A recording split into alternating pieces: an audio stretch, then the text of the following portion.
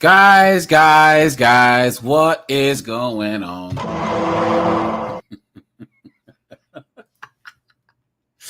Guys, here we are again, 2 times in the same day, man. Right on, right?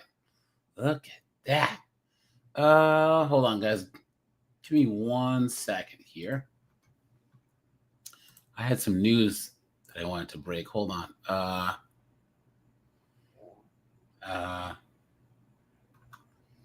Let's see. Yeah, but anyways, guys, hope you guys are doing well, I hope things are good. Life is good over here. Guys, I'm trying to find this one article here. Hold on. It's got to do one thing. Okay, here we go. Now, guys, Keyshawn, what's up, dude? Yeah, these chicks are lonely. No one wants them.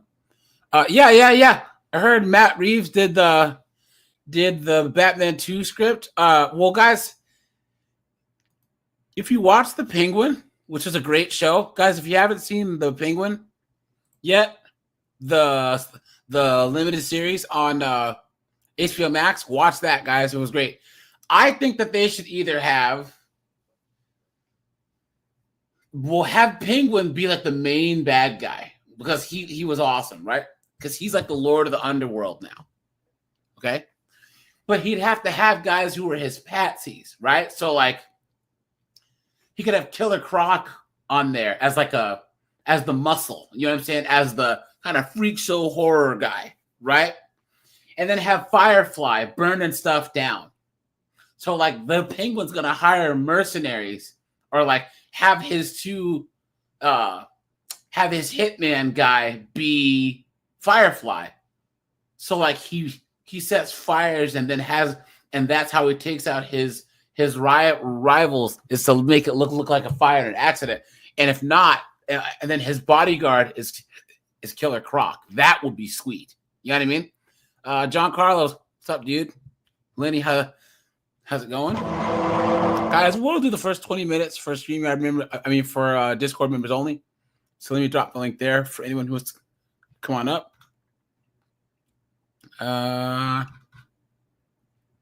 Let's see.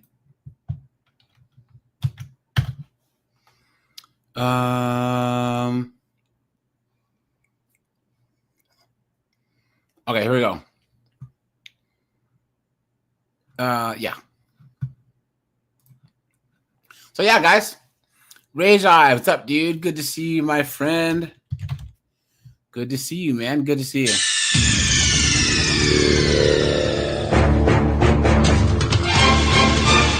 Tim Hicks, what's up? Tall Starlight's here. 2000s guys here. Anon guys here. Red Door put in the Discord that there's white people who covet the ethnicity of being Native American. And guys, this is the reason why I believe this. I'll tell you why. Guys, black people do it too. Guys, but for different reasons. You guys know how Elizabeth Warren tried to say that she's part Native American? Elizabeth Warren. Guys, what happens is that, especially like white women, they don't think that being they know for a fact that being a white woman, like, that's not oppressed enough. So they have to be like non-binary or pansexual or say that they're 1/28th Native American so that they can check an oppression box. Seriously. They honestly think that it automatically puts them on the moral high ground because they're because Native Americans have been historically oppressed. I'm part 1000th Native American, therefore I can lecture everybody. You know what I mean? These are like the same people who try and say, who pull the whole, we're standing on stolen land or indigenous land. They're automatically trying to other you and you have to say, oh yes, I recognize that. It's a way for them to make it so you have to prove to them that you're somehow like in agreement on a topic that they can say is undeniably bad, right? You know what I'm saying? It's crazy, guys. Black people do it too, guys. There are B-dubs out there that are black as an ace of spades, and they'll be like, "I'm part Cherokee, please." You've been had. You've been took. You've been hoodwinked, bamboozled, led astray, run amok. You know what I'm saying? Guys, insane. So, guys, Red Door is correct. There's a whole bunch. You guys remember, I think it was like 2019 or 2020, where all these white kids were all doing their like 23andMe's and like, oh no, I'm part black. I'm like part African. I'm part, or they were crying because they were like 99% European, right? Because once again, guys, the majority of Gen Z and millennials don't want to be part of the oppressive white majority, quote unquote. So they always try and find a way to qualify themselves as something else that they don't have to prove by saying that they were part white or part whatever. And up until recently, it was part small hat, but now we know that the far left supports Palestine, so they don't like the small hats anymore. But yeah, guys. Yeah, insane. Guys, hold on. I got sidetracked. Forgot what I was doing. Hold on, guys. Hold on. Where were we? We were looking at a news story. Hold on, guys. And guys, thanks for being here, man. You know, really appreciate that. Here we go, guys. Guys, let's break some news.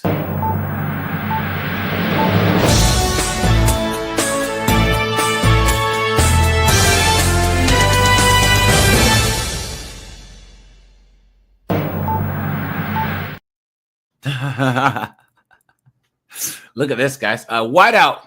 What's up, dude?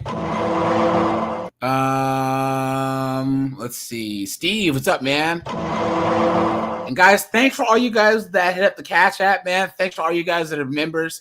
Thanks to all you guys that super chat. Thanks to all you guys that are subscribers. Guys, we're almost at 16,500, man, which means that we'll probably hit 17K pretty soon. Mr. Mayhem, what's up, dude? Yeah, here we go, guys. Look at this.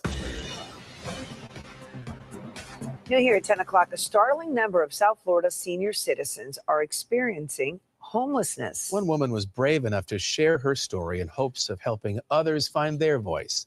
Night Team's Heather Walker has tonight's 7 investigates.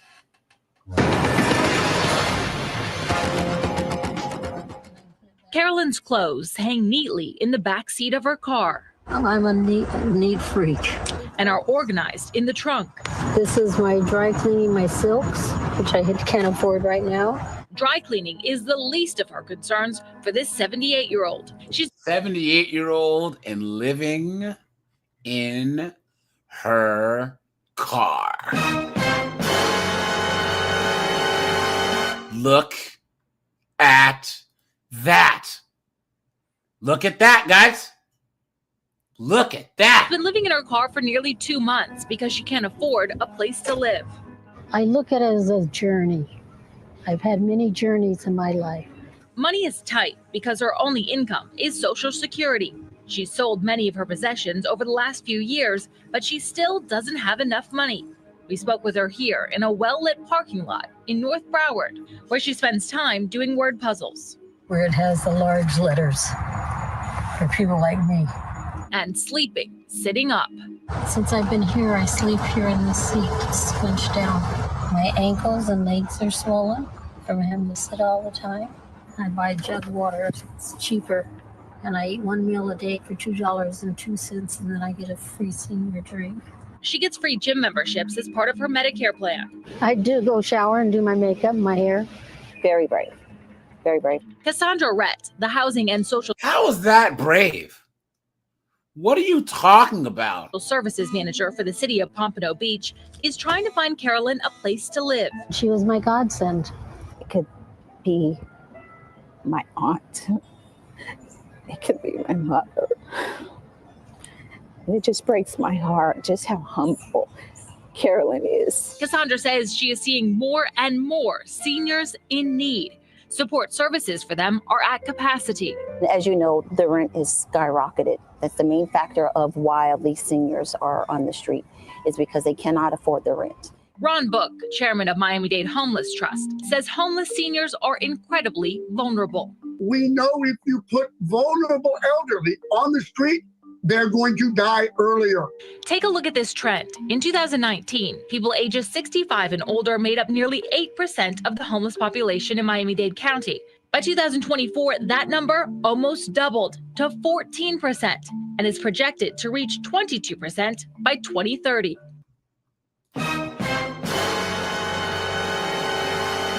Look at that, guys. Look at that. Are you surprised? I'm not. You know what I mean? And guys, so we have a little bit left on the clip, and then I will talk about why I think that this is a thing, okay? The face of homelessness has changed.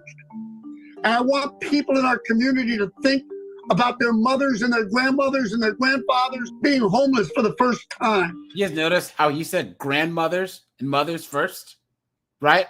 It can happen to anyone. Don't think it can't. Because I never thought about it. Carolyn has not lost her sense of Solomon Grundy, man. He says, can't stay late tonight. Keep up the good work. Hey, thanks for this $20, man. Appreciate that, man. Thank you so much. The big bucks. You are scaring the hoes. Thanks so much, my friend. humor despite living in her 22-year-old car. That's my baby. She's falling apart like me. She hopes speaking out about something so personal might help others. Other people may need somebody to be their spokesperson, because this is the only thing I ever felt ashamed of in my life. And I truly felt ashamed. But this is the right thing to do. Just in the last few days, Carolyn's situation. She can get it, man. This news anchor chick. You know what I'm saying? Yeah. I'd even leave the lights on. You know what I'm saying? A pair of titties make you want to stand up and beg for buttermilk. Situation has changed. With the recent heavy rain, her car started to leak. Cassandra says the city put her up in this hotel for now, but she's working to get Carolyn a permanent place to live. Heather Walker, 7 News. That, guys. So, guys, where are her kids? Where are her grandkids? Right? I guarantee this chick probably never got married, never had kids, right? Because she was on this, second wave feminist, 60s, 70s, banging hippies. I am woman, hear me roar, in numbers too big to ignore. I don't see a wedding ring on her finger, right? I don't see it. Or she's so insufferable that her kids don't want her around. And guys, here's another thing that, especially women, guys, she doesn't even have a bunch of golden girlfriends. Guys, this is how insufferable that the women have become. Guys, they're cooked. They're cooked. Okay? Absolutely insane. Yes. So Red Door says, so when I was younger, we were taking older relatives. Guys, around the planet, that's what most cultures do. They have larger families, and then the younger relatives take care of the older ones, or there's a whole community. You have so many brothers, sisters, cousins, aunts, uncles that you always have a place to go. But now we live in this, materialistic, self-centered, narcissistic, individualistic society where, guys, a friend of mine is Nigerian. And he said he doesn't understand why in the United States, he goes, we have such small families, so then we have to outsource things that your family should do. In places like Nigeria, Vietnam, Mongolia, you don't need a counselor because you have your favorite aunt or your favorite uncle who you talk to, or your grandma. You don't need childcare because your kids can stay at your mother's house or your parents' house or your oldest aunt. That's how things are, even in a lot of rural communities. Guys, put a 1 if you grew up in like a more rural area and you saw firsthand how everybody knows each other. Everyone helps each other. John James says the Philippines are like that. Keyshawn's asked me, do I feel bad for her? Whoa. Are you asking me that? You've been had. You've been took. You've been hoodwinked. Bamboozled. Led astray. Run amok. You think I feel bad for this chick? You think I feel bad for friggin' Granny homeless? Please. Guys, any woman who ends up in this position is because she chose to. She chose to end up here. Come on, man. You think any of us should ever give a damn? Please. With your broke ass. Come on. Now, I can see like older guys, working in a factory. They blew their back out, can't work. You know what I'm saying? Got divorced, got screwed over.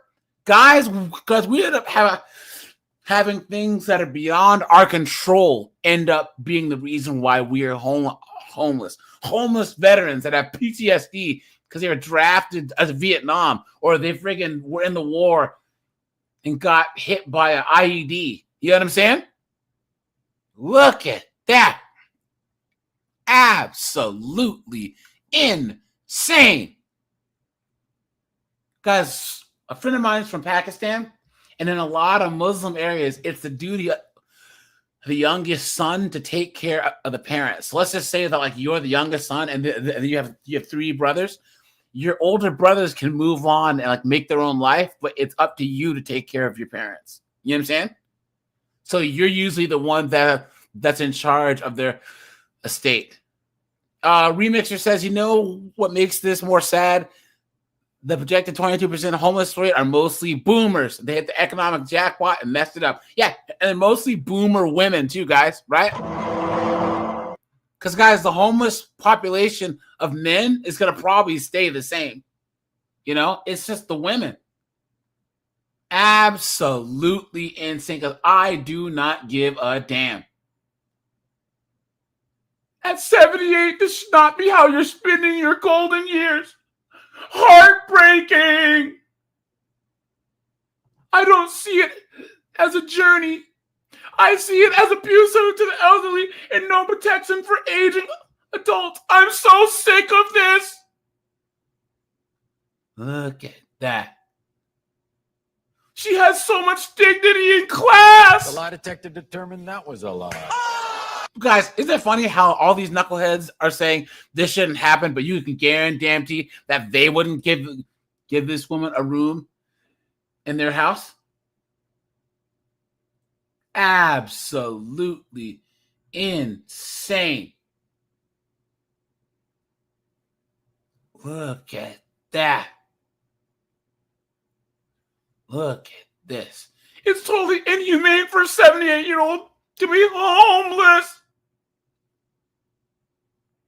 Look at that, man. Guys, how do you feel? Because I don't care. I don't. Because you know what? This old broad, she wouldn't piss on my teeth if my gums were on fire. So I don't care. Guys, when the majority of women end up in this position, and the only way that that'll happen is us men walking away, they're going to come crawling back. They will come crawling back. But anyways, guys, so where are we? So, guys, let's talk about these chicks trying to talk about men dating, right? Hold on, guys. About these 50 and 60-year-olds dating in their, trying to date And yeah, they're complaining. Oh wait, guys, hold on. Let's do an Ice Ice Baby, right? And then we'll switch topics. Here we go, guys. An undocumented woman living here in Houston is now back in Honduras after she decided to voluntarily leave with her daughter. Let's go! The Trump administration's continued push to get migrants to leave the U.S. and, quote, stay out. Good. Jessica Paola Ramirez originally came to the U.S. with her youngest daughter in September of 2023 to work and buy prosthetics. She lost her arm and leg after an accident in Honduras more than 5 years ago. Ramirez says she had a hard time in Honduras because her children were bullied at school. They told my children I had a wooden-legged mother, so I told them, no, kids, don't worry. I'm not going to do that anymore. I'm going to change. I'm going to go to the United States. She never was able to afford her prosthesis. Ramirez says after the immigration crackdown started, she felt sick and decided to surrender to U.S. authorities. Nah. Hey. Goodbye. John's right. All the do is shut off the welfare. Facts. Yep. Yeah. Heretic French. Yep. There are very few men's shelters. It's true. But claims her request to be deported was rejected because she... Lightworld said boat pirate. Yo. Shots fired! Shots fired!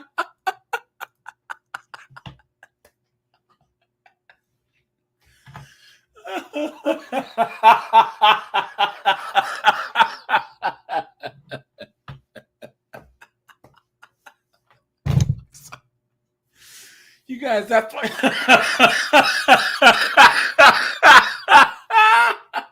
Fuck you guys. Oh no.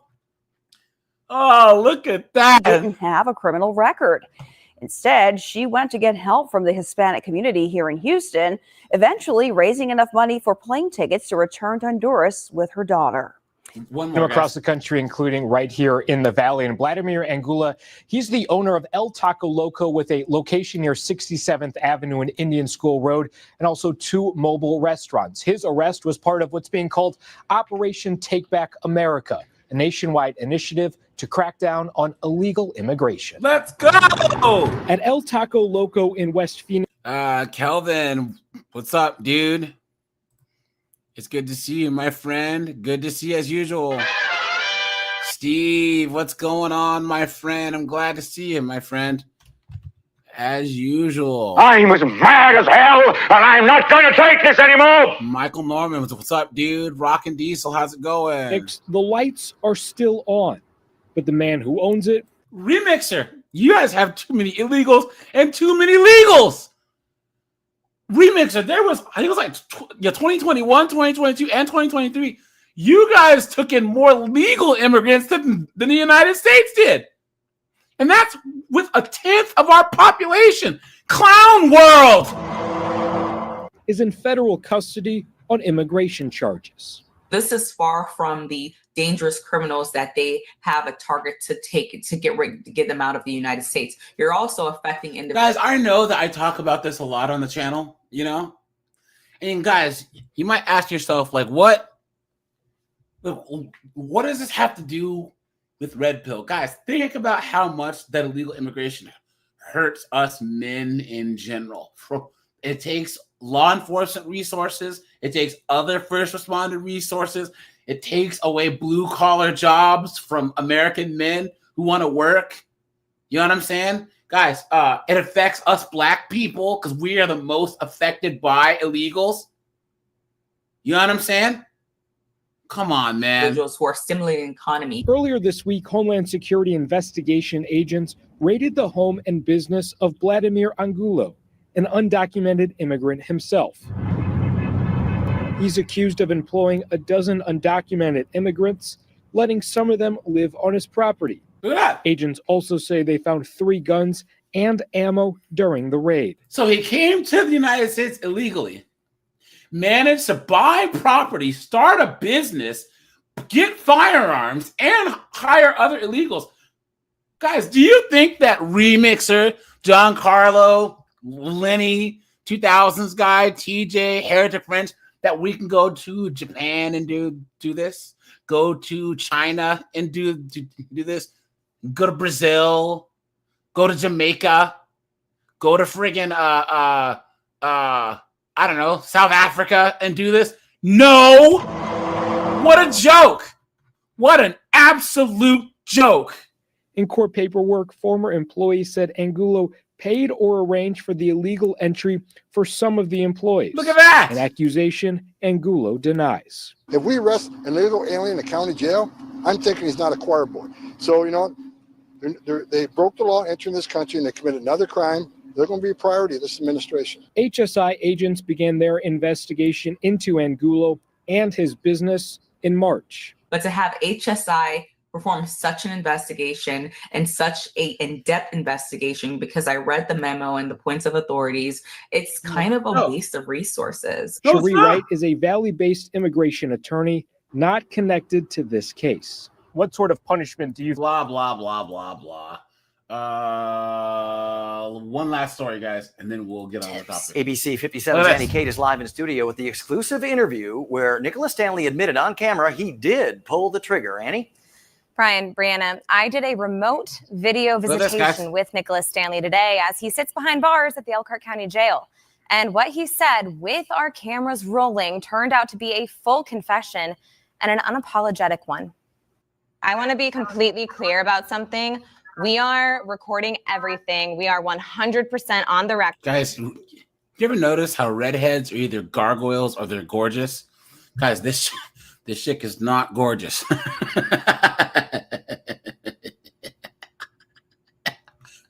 Anything you say, we can report on the news. I just want to make that so clear that you understand that. This is Nicholas Stanley via the video visitation system at the Elkhart County Jail. He's been arrested for murder. You're on the record. I want to give you an opportunity. We have 2 minutes to tell me what happened on June 24th. Stanley starts his story. He says he couldn't sleep thinking about something he recently learned, that 35-year-old Alan Cogswell was released from prison in May and staying at the Daylight Inn in Elkhart. Cogswell was convicted in 2018 of child molestation, and Stanley is a relative of that young victim. Look at that, guys. Look at that. Crypto, what's up, dude? Scott, what's going on? Guys, the hottest natural redhead is that what's her name? The chick with the cakes. I gotta figure out who I'm talking about. Either the chick from Mad Men or the chick from Jurassic World.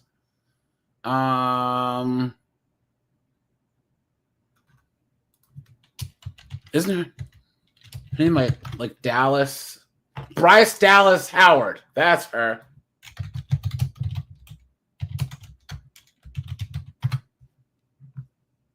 Let's see. Have you seen the cakes on this broad?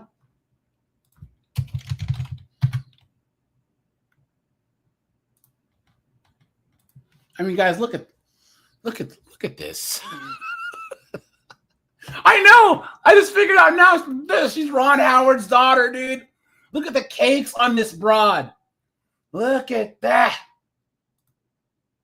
Look at this. Man, oh man, look at that figure. Let's go. Man, shoot, guys. It's a toss-up between her and Christina Hendricks. Redhead, curvy bombshells. Look at the cakes on this broad. Look at that. This is not AI. This is how she actually looks. This is how she actually looks, dude. You know what I'm saying? Bryce Dallas Howard has cakes for days. Look at that, dude. She could, man, shoot. I didn't even let her know my real name.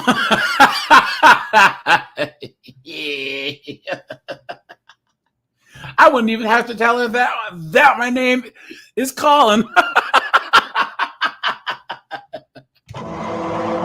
Guys, I actually might save the smoke bomb.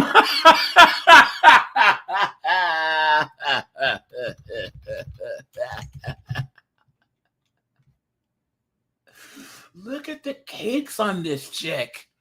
Look at that. Man, oh man. Guys, I actually think that this is I think we can all agree the cakes on this plot. Anyways, here we go. So yeah, guys. So this guy, family member was essayed by some chomo, and he went and found the guy and deleted him. So I walked in, grabbed my gun, and I drove out to go find him. And then when I found him, I did what I had to. I took him out. I'm tired of pretending like I did something wrong. Let's go. I don't feel like I did anything wrong in there. Let's go. Right, guys? Guys, this guy's a hero. He's a hero. Because, guys, they should never have let the dude that he deleted out of prison. Guys, I need you to put a 1 in this chat if you agree with me.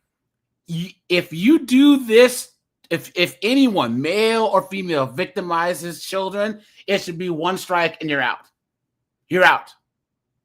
Guys, I can't say what I want done, but you guys can guess, right? They shouldn't waste tax dollars housing you. They should just take care of business. Guys, we'd have a teacher shortage if that was the case. There's people out there that agree with me. I'm just tired of pretending that I have to be scared of the system when he obviously wasn't scared of the system. There you go. And now I'm going to get more time putting this piece of trash out than he ever got for hurting my family and the ones that I love. Damn. So if the system wants to throw me away, let him. I don't even care anymore.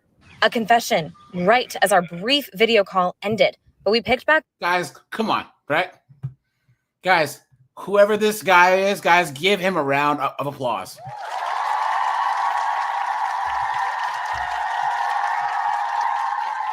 You know? That some heroes don't wear capes. I don't condone what he did, but I understand it. You know what I'm saying? I'm not for it. As far as I don't want any of you guys to go out and do it.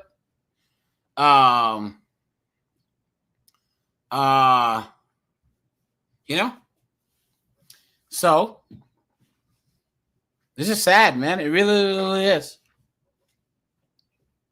And this is the thing about our society is more advanced, but I actually feel like we're actually moving backwards. You know, because back in the 1800s or the early 1900s, even if you did stuff to kids, the neighborhood guys would basically take care of you. You know what I'm saying? If you know what I mean. Up on the phone. Hello, this is a free call from Nick Stanley. an incarcerated individual. When he found out. Guys, well, let's get on to the topic. Guys, I did drop the link for anyone who wants to come on up. You know what I'm saying? Just hit the StreamYard link. And, guys, let's go to the dumpster fire known as TikTok. Because, guys, these older chicks are cooked, all right? You know? Guys, I want you to put how cooked that chicks are at 40, right? You know? How cooked are they? And guys, we have 102 people watching, guys. We have 51 likes. Make sure to hit the like button, guys. Hit the join button for a membership. Hit the super chat button, guys. Appreciate that. Now, guys, here we go. Dating when you're 40. Raja said, of course. It's over 9,000! Now, guys, 40-year-old chicks are cooked because, guys, young Gen X and older millennials are the first group of women that are in denial about aging, right? Now, I always try and I go back and forth. I know that we had decided that the chicks that are in their mid to late 30s are the most cooked because they've got divorced and still have small kids. And some of them can still pass for being like early 30s or early 20s. But guys, chicks in their 40s are in straight up denial, and chicks in their 50s are like their early 50s are the ones that are getting divorced, and they think the grass is greener. So I would actually say that 30s and 40s and 50s are all delusional, but they're delusional for different reasons. You know what I'm saying? So the 30-year-olds are delusional because they think that they can date with small kids and that they're hot enough to friggin' beat the buzzer and get a rich guy. 40-year-olds, just guys, they don't even think that that menopause is real nowadays. So they honestly think that they're still worth something. And the 50-year-olds, they're new to the dating market and think that they're gonna get something back when they've been off the dating market for over 20, 30 years. So 40 sucks. There's no. There you go. Dating when you're 40 sucks. There's no way around it. It sucks. Is she at the liquor store?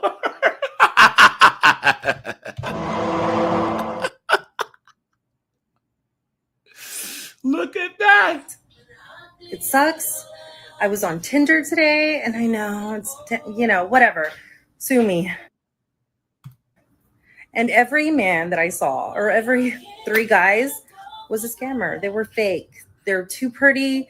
They have the best job. They're athletic. They're just beautiful. They're in some exotic background, travel. You can just tell. There's no way that all of these guys are between 30 to 45 minutes or miles away from me. There's no way. And then the guys who are real, bless their heart.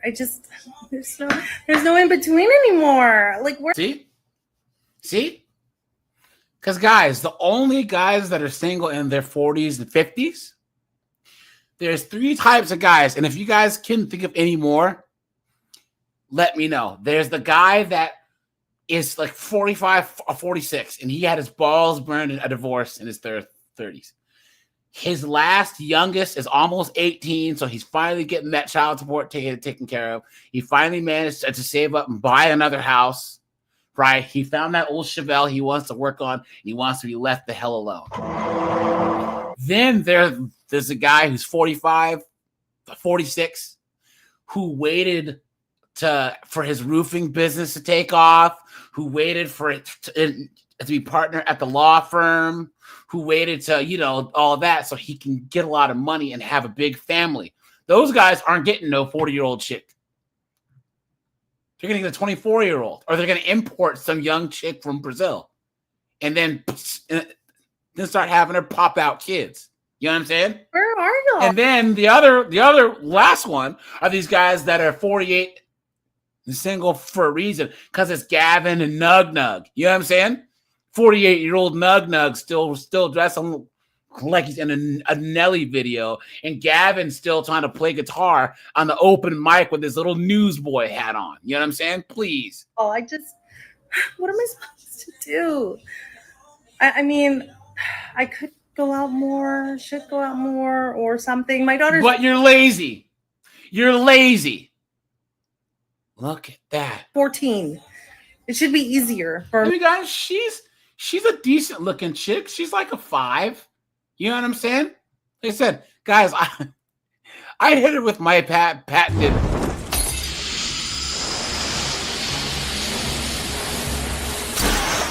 Who is this guy? I don't know.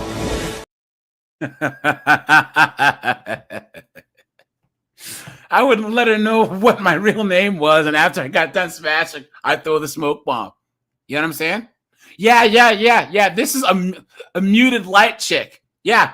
In the club, under muted light, she's a muted light 6. You know what I'm saying?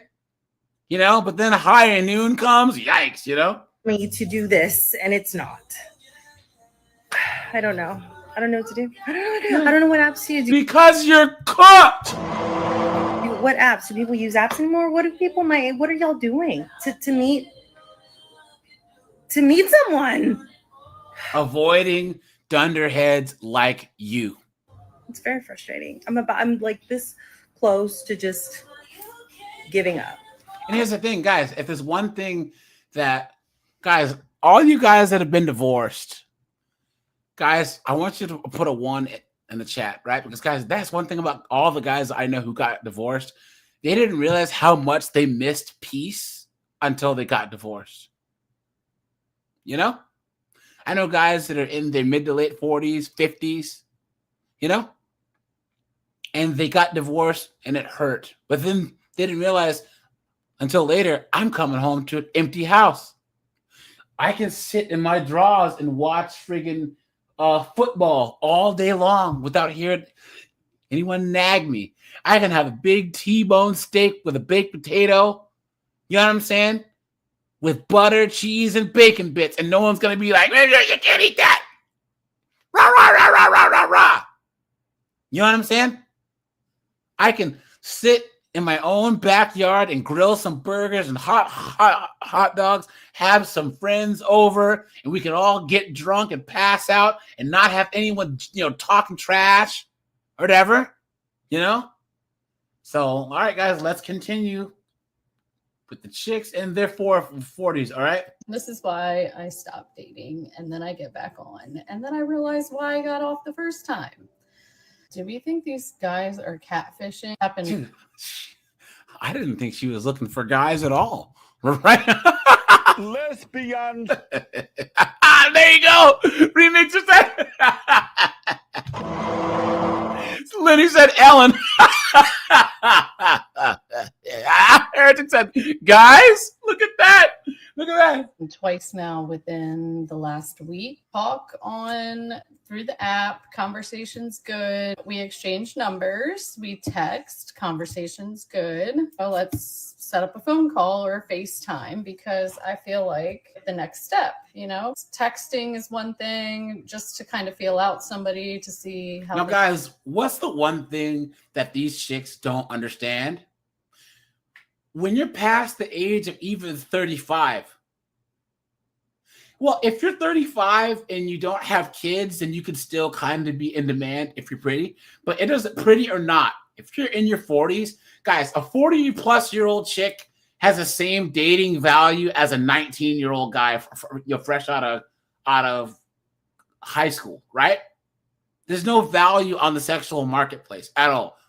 These chicks let their time run out, and now they have to date like they're men, and they can't stand it. They say it's not fair, it's not and they can't stand the fact that as we get, and I know that this is preaching to the choir, but as we all know, us guys get more valuable as we get older.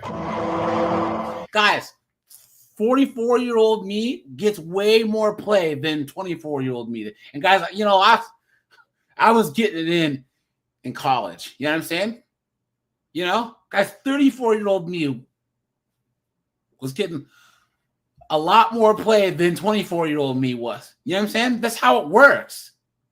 So things go. Then we move on to a phone call and then possibly a FaceTime or just go straight to a FaceTime. Because each one gives you like a different feel for the person. And then you finally meet in person. Last week, exchanged numbers with somebody. We texted, we set up a phone call, gonna call at 7:30.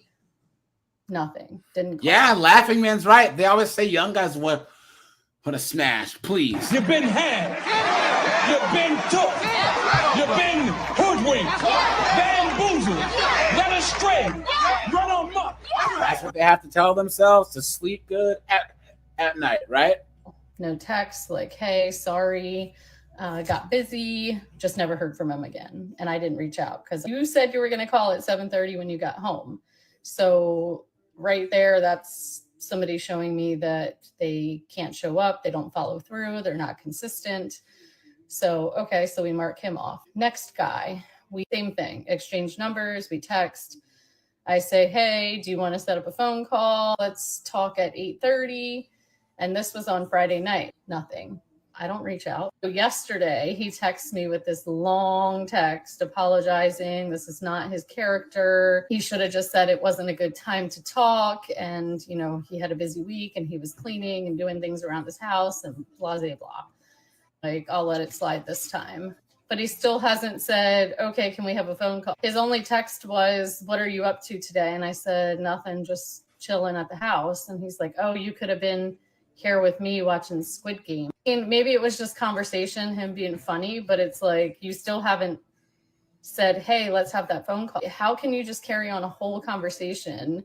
Conversation's good. And then we get to the phone call part and then you go ghost. So are they catfish? Like, do they think we're just going to text forever? And isn't this crazy, guys, that hot chicks, hot young girls don't have to worry about this? Well, the neurotic ones do. You know what I'm saying? The feminist man-hating ones do. Yeah, Chadawa is just like Megan Rapinoe. Facts. Yeah, Razor's right. What guys are giving her a chance? Laughing Man, what's up, my friend? Good to see you guys again, man. Guys, we did the day shift earlier, right? Now we're on the evening shift.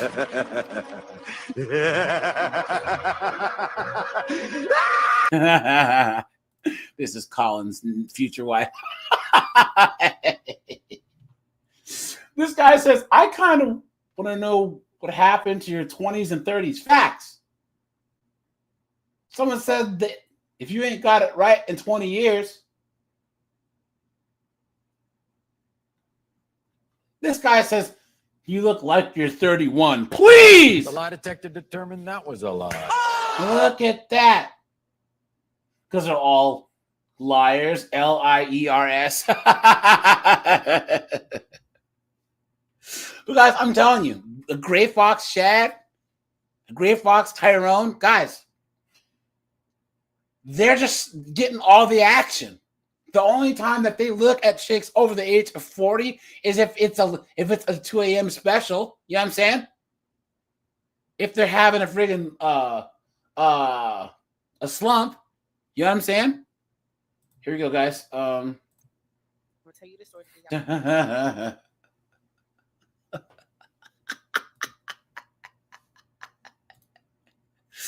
Look at this rod. I'm a bitch from the streets. I get that money. I get that money. Bitch, give me what you got. Hey, look at this broad right here, dude. Oh, this isn't very loud. Sorry, guys. I can barely hear this, so I know you guys can't. Sorry, guys. Okay, I guess it's not a series if I don't make more than one. There are those glasses, guys, right? Dating after 40. So, second episode of Dating After 40. So, I've been dating now for almost a month, about a month. I've been on 7 dates, I think. So, I'll just go through them, I guess. Okay, so first date. We had an incredible texting conversation. Oh, yeah. I remember this run. Sorry, guys. Here we go. Let's talk about calling in the love of your life after 40. So if you are over 40, your partner is over 40 and you met the love of your life. Not that I don't care if you're under 40, but I kind of don't for this situation. Like the number of people that are like, oh, I was 30, whatever. And I'm like, no. 40 plus. My friend is coming back. I'm house sitting and I'm making cupcakes. Tell me all of your love stories over 40. There's a woman on here who talks about manifesting her love of her life. There's that manifesting word. I think she's the same age as I am.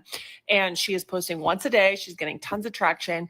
And this is what I've been doing. So I'm like, let's fucking believe it's all possible and do it and share and retrain our subconscious. Everything I know about our reticular activation system is that we get to train our brains to look for the things. The red car phenomenon, I talk about it all the time. Your reticular activation system is real in your... Guys, what do you think she thinks she's saying right now? So she's gonna manifest cats.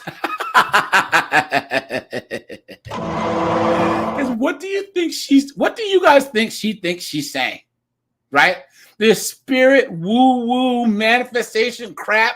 So she probably has some dream catcher tattooed on her back shoulder there, you know? Or brain. So I'm doing my part, showing up, being vulnerable on the internet and saying, let's treat this like my new dating app. Because I went on a date tonight and like, it was fine, whatever. But no, this is my new dating app. Who can you set me up with? Who do you know that's 40 plus? Stories can you share with me to train? Guys, she's in her 40s, guys. She looks old. And that filter is not helping either. Cooked. Look at that. Guys, we'll do one more chick in their 40s. And then so I was just driving home from work tonight, and then I we got a will text from a number not in. And then we will go to 50s. Okay, so I remember her. This has copyright music, guys. Here we go. So I was just driving home from work tonight, and I got a text from a number not in my contacts, local area code, that just said, "Hi, can we talk?" And I kind of assumed it was a spam, like mass marketing thing. And sometimes I just like write back like a ridiculous response just for the hell of it. This time I just said, sure, but I don't know who the hell this is. And then I get home, and now that person has sent me a picture, and I recognize it as a guy that I went on maybe 2 dates with, like 2 or 3 years. Like, I don't remember what his name is, but I mean, I recognize him from the picture. And so I said to him, yeah, I if I'm remembering right, I think you told me that you thought you were ready for a relationship, and then it turned out you realized you weren't. And, you know, we went our separate ways. And he said, yep, that's true. And he said, although that wasn't actually the truth, I was afraid to tell you. I ran into some issues, and I was afraid to tell you because of what you do for work. So I said, criminal issues? And he said, yeah, I got an OUI. I said, why won't you just tell me that and let me decide if I had a problem with it instead of making up some story? He goes, yeah, I mean, that's obviously what I should have done. I didn't. But how about now? Would you want to start talking now? And honestly, I don't want to talk to somebody that like started out lying the first time. And, but I didn't even want to get into it. So I just said, oh, you know what? I'm not like in the right place right now to start talking to someone. So I'm going to have to pass. And he says, well, what if we talked for like the next 3 months and then eventually had a date? So in my head, I'm thinking, why 3 months? No. Excuse me, sir. Sorry, dog issues. And at least she already has a dog, right? I said, why the 3 months? That's like a specific timeline. And he says, well, because I'm in a 3-month program. You know what that means. I know what that means. The dude's in rehab.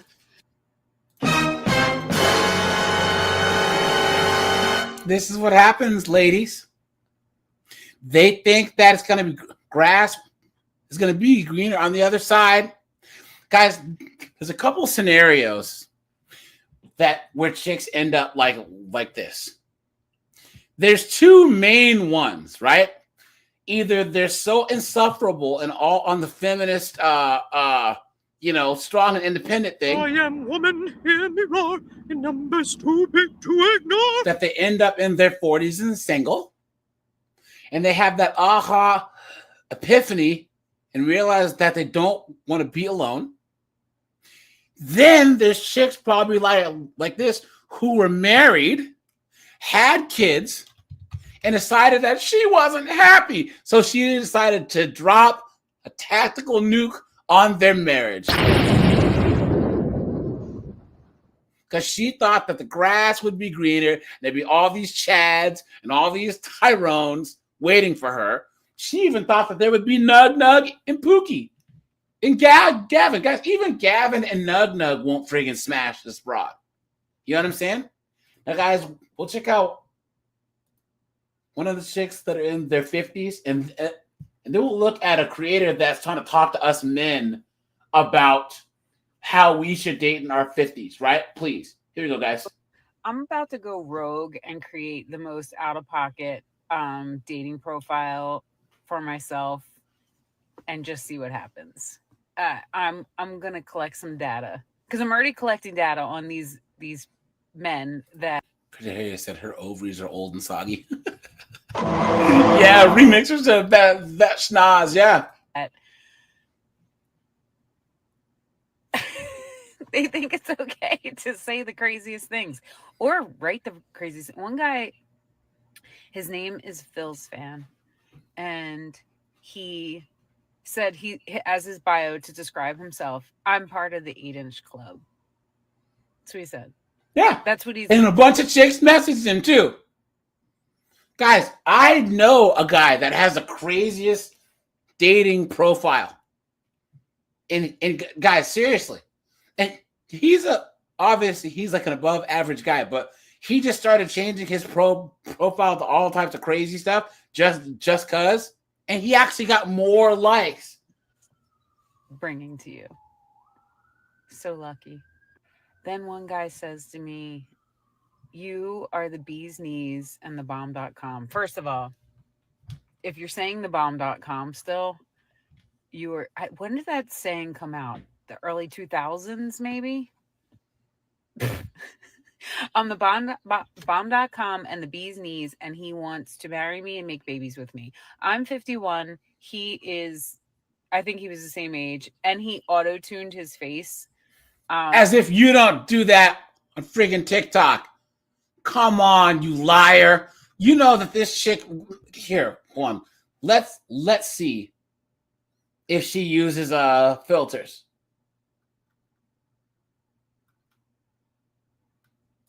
On today's episode of Christy and Alicia, there you go. Christy's Look at house that again because she. What are you talking about?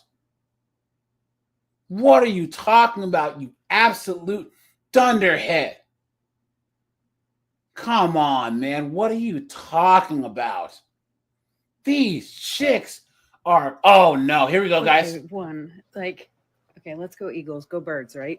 So hear me out. Where are the numerology special? Guys, now she's talking about numerology. Guys. A pot-smoking slut. Jesus. This chick is cooked. Once they start talking about astrology and numerology and crystals and all this foolishness, guys, they...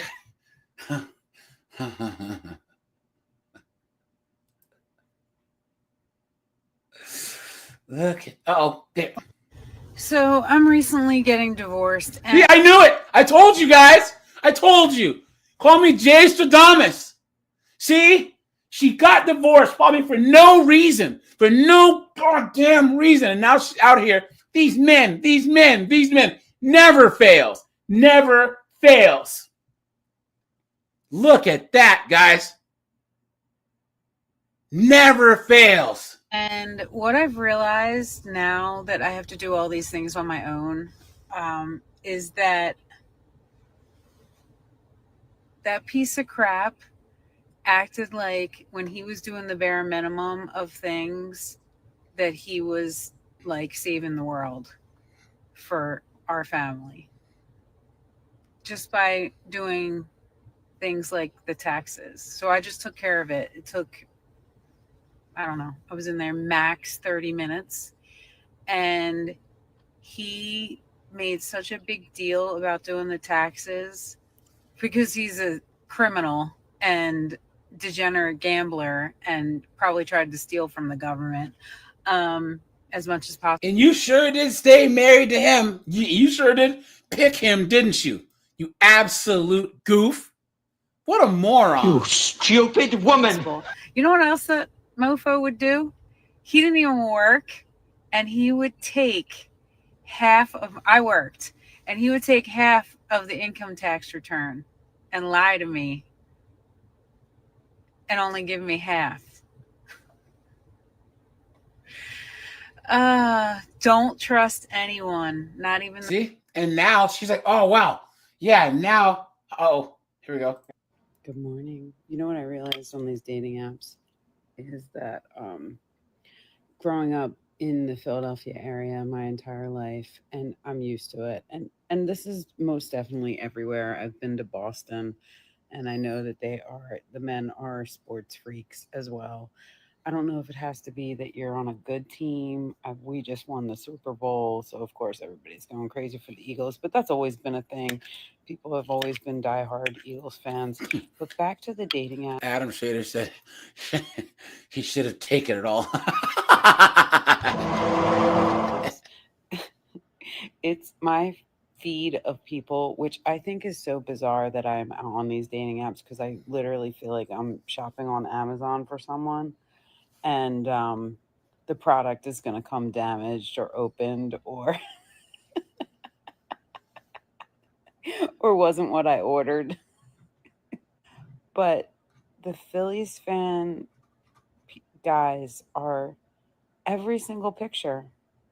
They're either at a game, in a bar, they're dressed in 100% Eagles gear or Phillies gear or a combination of both, and that is their pictures.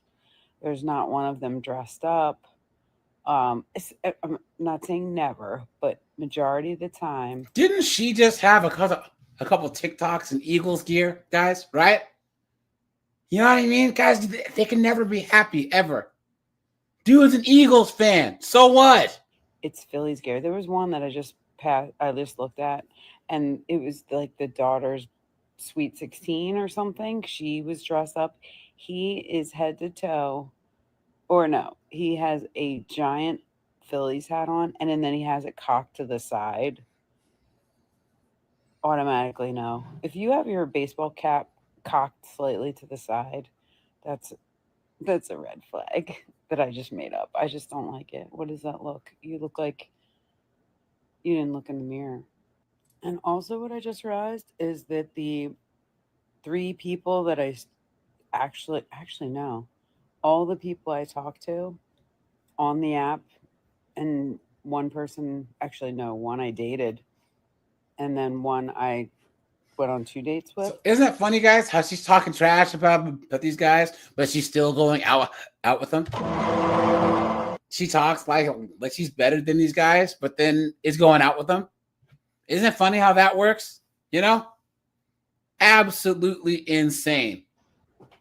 They don't have 1 iota or inch or stitch of Phillies attire on their profile pictures. So I just realized that. So that may be a way of me weeding it out. I don't really mind if you watch the games, but if that's all you live, breathe, and die. Look at that, guys. See? Now, guys, let's just say that is all you live, breathe, and die, right? You know? Because, guys, if I still lived in Seattle, I'd be going to Seahawks games and Mariners games all the time, right? Guys, put a 1 if you agree that you should just choose sports over these 304s. That any, because the more 1s, the more that we send out into the world. That men, especially in their 40s, should choose sports over women. Guys, if you're a hockey fan, a baseball fan, a football fan, right? That's a good chunk of the year where you always have stuff to do. You have stuff in your downtime. You can automatically bond with people, right? These old chicks, and guys, hey, to any of you chicks out here listening, I know that I don't have a lot of female subs, but guys, do you remember how back in the day, guys, put a yes or a no? The big girls and the average looking girls, they could compete with the hot girls by being really, really cool. You know what I'm saying? They were the chick that would go with their boyfriend to all his college football games. Back when he graduated, he wanted to go to the college games. He would go to his baseball games. Go with him to his softball games back when he was playing softball, right? When he was having the fight party at his house, like the Mayweather fight or the Pacquiao fight, they would cook a whole spread. You know what I'm saying? They would cook some friggin' I don't know, lasagna or whatever. But guys who want some food, you know what I'm saying? Bring the guys beers. Guys were more jealous of that woman than the hot chick. I can tell you this. If there's one thing that any woman who listens to this of any age, you will always get yourself points if you just say one thing, and that's yes. Yes. If you're a woman in your 30s, 40s, or 50s, and you meet a guy and he says, hey, look, I go to all the Phillies games. I mean, I go to 2 Phillies games a week during the baseball season. Do you want to come? Say yes. I guarantee you'll get him. I go to all the Eagles games, all the home Eagles games. I have killer seats. Can I count on you to come? Say yes. That right there will get you a good guy because you're contributing to his peace. The only thing that guys are more jealous of than guys aren't really jealous of a guy who has a hot chick, but guys are jealous of the one guy that has his girlfriend or his wife there at the game screaming for the team, go Birds, just like everyone else. That's the guy. That's the girl that all the guys want. You know what I'm saying? Come on, man. So, all right, guys, let's do a deep dive on this chick. Okay? Guys, put a 1 if you want me to do a deep dive on this chick. Because, look, she has 17 posts on her divorces and her abuse. Please. The lie detector determined that was a lie. Yep. Silky Dynamite, what's up, man? Scott's here. Who did I miss? Conrad, what's up, man? Clayton's here. Good to see you guys, man. Guys, hit the StreamYard link for anyone who wants to call in. You know what I'm saying? This is a call-in show.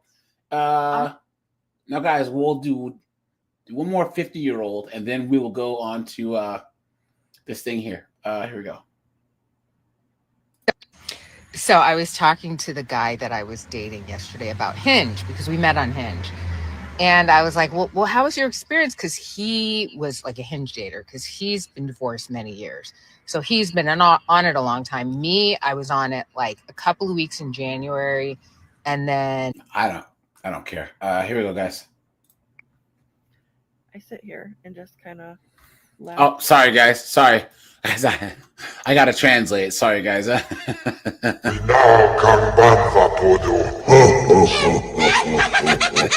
Here we go. With disamaze of the messages that I actually get on social media in regards to dating. I'm not sure where these guys come from. I don't know how feral they became. Is it that hard to actually have a conversation with a woman? I mean, it's hard enough for us, women, especially when you're over the age of 50, entering this dating scene, to just be met with all these thirsty, hungry guys that really aren't looking for the same thing that we are, apparently, at least of this generation. Yeah, it amazes me each day of the things that are said in my DMs. On top of that, I have to use discernment when going through them to even see if it's an actual person and not just a bot or someone that's scamming someone else. Because isn't that crazy, guys, that a woman gets to... Guys, this woman right here is basically getting the same type of experience with the bots and the scammers that young guys get. Because if you're a young guy on Tinder, you get all these like OF bots and all this stuff trying to get in your profile. Because these chicks at 50 are basically young, like the equivalent of a 19-year-old man, on the dating market. Worthless. Probably 99.9% of those messages that I do get, they're from scammers. And I'll go over a little bit more about that. But I just was sitting here thinking about, I just don't understand where they come from. How did it become okay to just be that way, honestly? Because you women said that a guy courting a woman, you know what I'm saying? Waiting until marriage to have have sex like in the 1910s, 20s, 30s, 1800s, that was somehow patriarchy. So you wanted the whole sexual revolution, right?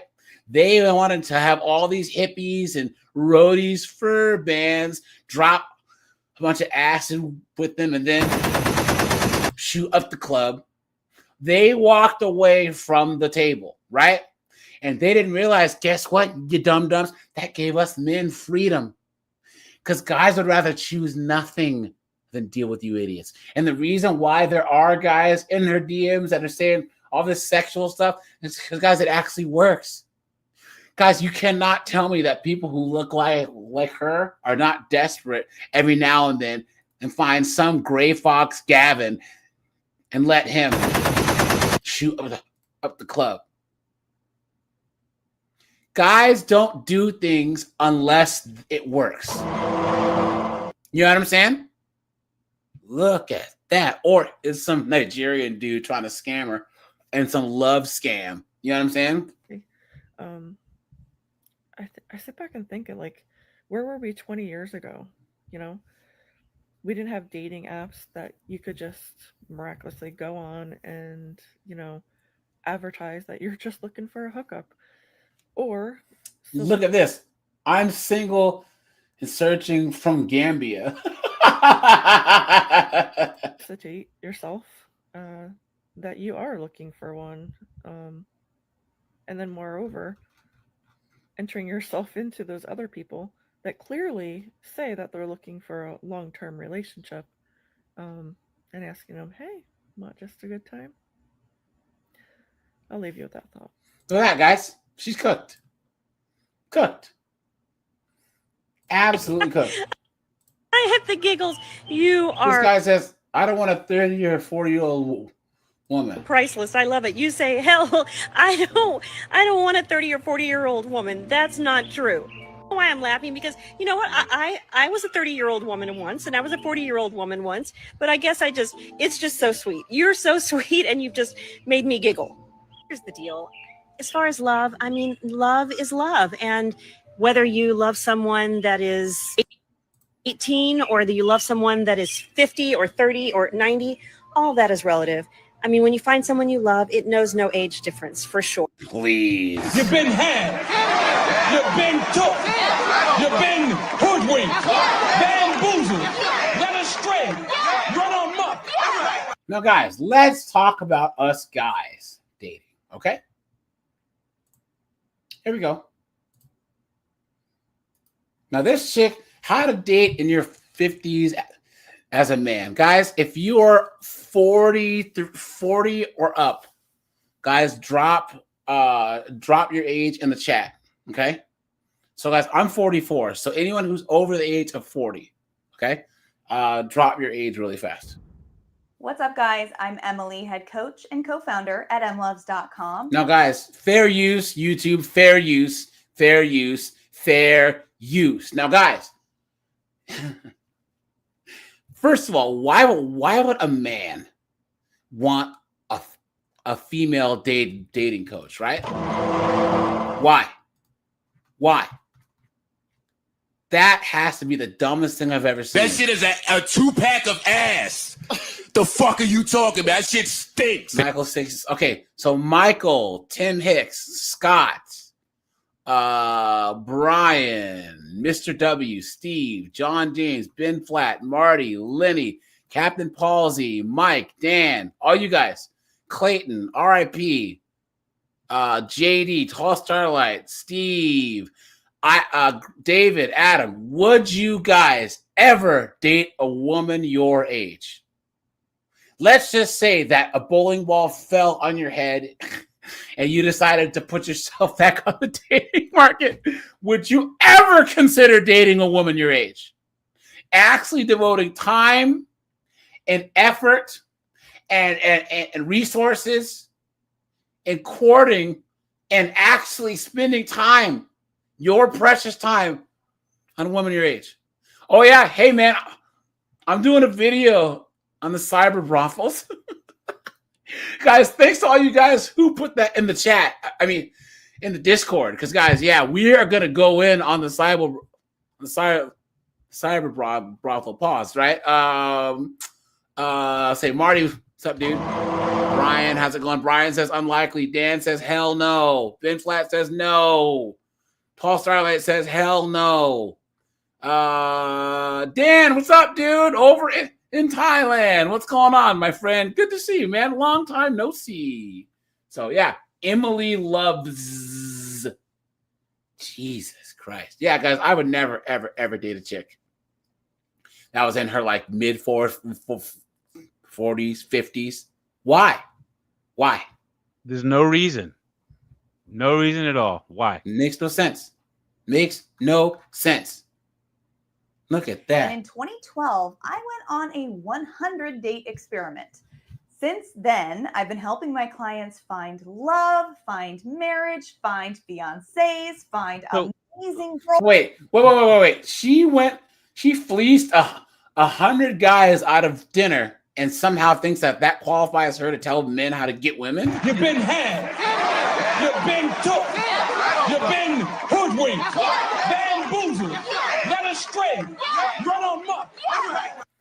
And here's the thing. It's just like these women that are in those am I dating the same guy groups? And women like her, she wasn't even dating in like a relationship or trying to get to know a guy mindset. She was dating a guy literally for an experiment. So she's not even. It's not even in the right dynamic. Understand what I'm saying? Yeah. Well, here's the thing. They want to decide if they're in a relationship. You know what I'm saying? Guys, that's the one thing that these feminists are so mad that they cannot control is relationships. Guys, it doesn't matter what. That's why they invented the term situationship, right? It's because they want to say, they want to be able to at least make some type of change to the relationship status. A woman is not a man's girlfriend until he says she is. Yeah, that's why women are always the ones asking, "What are we?" Yeah, men never ask that. That's true. Have any of you guys ever in the chat asked a woman, "What are we? Are we in a relationship?" It's never happened. Ever. Yep. Yeah, Red Door says men should never go to female dating coaches or a therapist. Friends super fast with my coaching and matchmaking programs. And a lot of the men I work with. MGTOW Outlaw, what's going on, my friend? What's going on, my friend? Good to see you, man. Good to see you.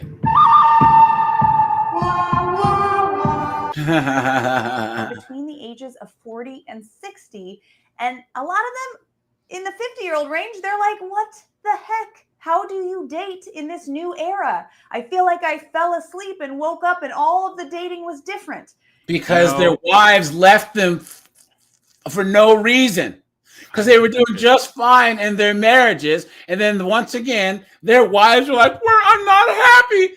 And decided to drop attack nuke on their marriage. Yeah, Michael Norman, thank you guys. You notice the cleavage and the cross and the obligatory cross, right? You know, that's how you know this chick is, a professional, If this is how you are feeling, you are not alone and I've got you. So let's stay tuned and we're going to walk through how to date after 50 as a man. Dating after 50 as a man, define your goals. So if you found yourself either in a cycle of not so healthy relationships, or you're coming out of a great relationship that was super long and happy, but things just didn't work out, or maybe you're a widower, then it's really important that you don't just dive back in without doing a little bit of strategery. She just said strategery. Now, guys, everyone in this chat, especially all you guys I listed who are in your 40s and 50s, guys, define your goal. I guarantee it is to be left the hell alone, right, guys? You know what I'm saying? I guarantee all you guys are going to put to be left alone, to have peace, right? That's what most men's goals are, guys, the older we get. You know what I'm saying? What does that mean? Well, you want to take a little relationship inventory. You want to get really clear on the patterns that you selected in the past. And actually, in my coaching program, this is one of the first steps that we work on together. So you want to really look at the women that you've selected in the past, what you liked and didn't like about them. And then you want to think strategically about where you might be able to meet a woman who has all of the positive, but none of the negative.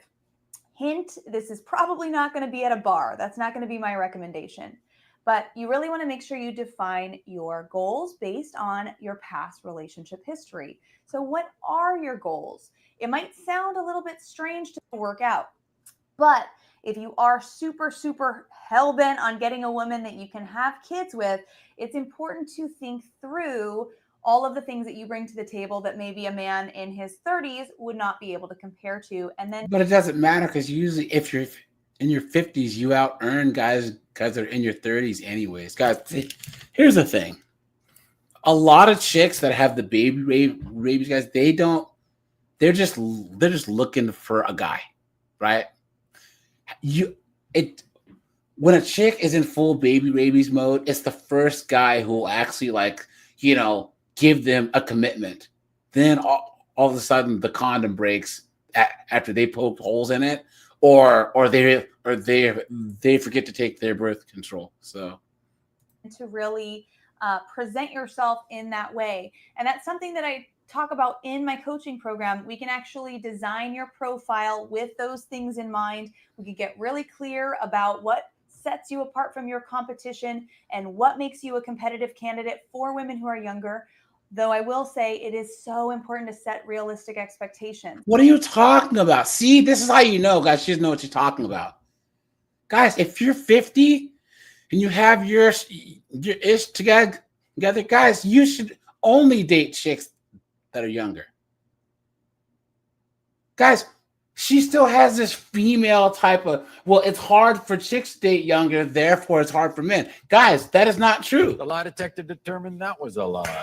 If you're the guy who is only looking for women 20 and 30 years younger, supermodels even, or, you know, just expectations that are a little bit off the mark, and maybe you're not a supermodel or a super wealthy dude, it's just important to really set your expectations. Why does she have, like, just straight up like crypt keeper hands? You guys notice? Come on, Dave. Here we go. Like a nightmare. If you're new to the dating scene, you may have never for you. Dating when you're 50 and older can seem like a nightmare if you're new to the dating scene. Now, guys, it can be a nightmare for guys because guys like peace. In the moment they start dating, it invites chaos into their lives. That's the number one reason why. But let's try and see why she thinks that it's hard for us men. And then we'll get back to these chicks, guys. You may have never used dating apps. You may have never used an online dating site. You might have met your ex-wife or your ex-partner through friends or family or however. Guys, we have 130 people watching. We have 65 likes, guys. Make sure to hit the like button, guys. Hit the join button for memberships, guys. Guys, we will have a daytime live probably tomorrow at 4:30, guys. And those usually the chats, members only. So guys, hit the join button for a membership. Hit the super chat button. And thanks for all you guys that hit up the Cash App. Appreciate that. And now you're in COVID, in a world where it's a little bit harder to meet people, and you feel like the millennials and the younger generations know everything about dating apps and you know nothing. Well, nobody knows anything about dating apps except Chad. Guys, we looked at the statistics. Chad and Tyrone get more attention than the hottest chicks. The number one Chads and Tyrones get more attention than the top chicks, than all the top like 10-20% of chicks. The 1% of dudes get more attention than all those chicks put together. First things first, there are lots of people who feel like this, so you are not alone. But it is important for you to adapt to the new dating space. And the cool thing is using dating apps and online dating tools helps you to attract the most deeply compatible people possible. You've been had. You've been took. You've been hoodwinked, bamboozled, led astray, run amok. There you go, guys. This is why you don't listen to women when it comes to dating. Fair use, by the way, YouTube. Fair use. Dating apps don't work, guys. They do not work, especially now. Why do you think dating apps are losing billions of dollars and laying people off? They do not work. The thing about it is there was a time where dating apps did work. I'd say from like 2009 to like maybe there was a good 10-year run, like 2009 to 2019. But ever since the cough, it's been all downhill, man. Yep. All downhill. Here we go, guys. Look at this. Okay. So you guys, the man from the dating apps. And so we were chatting away and he asks me, so what are you doing tonight? And today's Friday. So he was literally asking me, what am I doing Friday night? And I don't have anything to do tonight. So what do I respond? You don't say, right, guys? Her not having any plans. But hey, Steve, you are correct. Hey, guys, I would say dating apps had a good run from 2009 to 2016. Guys, why do you think that 2016 was the last good year of dating apps? Guys, what happened in 2016 that pissed off a lot of women and made them hell on wheels for most men? You know what I'm saying? Put in the chat, guys. You know? You remember, guys, 2016. I said, well, exactly. Steve said the orange man. That's right.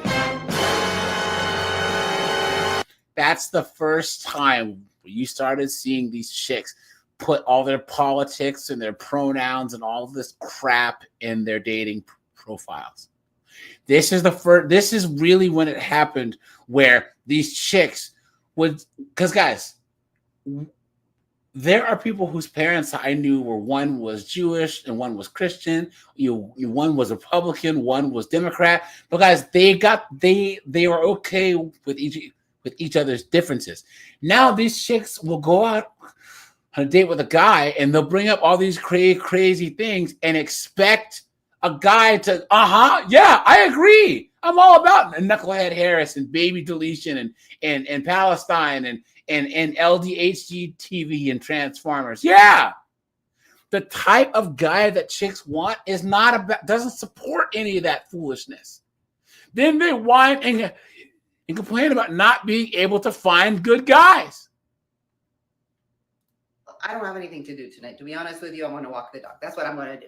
I decided to be upfront, right? Okay. Anyway, so we keep chatting, and after a while he goes, so what are you going to do this weekend? What are your plans for this weekend? And honestly, I don't have plans for this weekend. Like, I have nothing to do. So why are you talking to him then? Why? So the decision was, am I going to make something up? Like, should I just freaking make something up so he won't think that I'm a loser? Or should I tell him the truth? I got really bad FOMO that everybody in the world has plans this weekend except this chick is in her 50s. And she said something about FOMO. Look at that. You stupid woman. Look at that, dude. Guys, 30, 40, 50, 60-year-old guys. I mean, girls. Talking about whores, people. They're everywhere. Hey, guys, language in the chat. You know what I'm saying, guys? Please code your language. No swear words and no see you next Tuesday words. I realize some of you guys are from Australia, New Zealand, where the see you next Tuesday word is good, but I'm in America, so you can't use the word. So me. And I felt really self-conscious. I actually almost felt like crying in the call. I usually have something planned on the weekend, but this weekend I don't have anything planned. But I want to ask you guys is, should I make it up that I have something to do so I won't be such a loser-like looking person?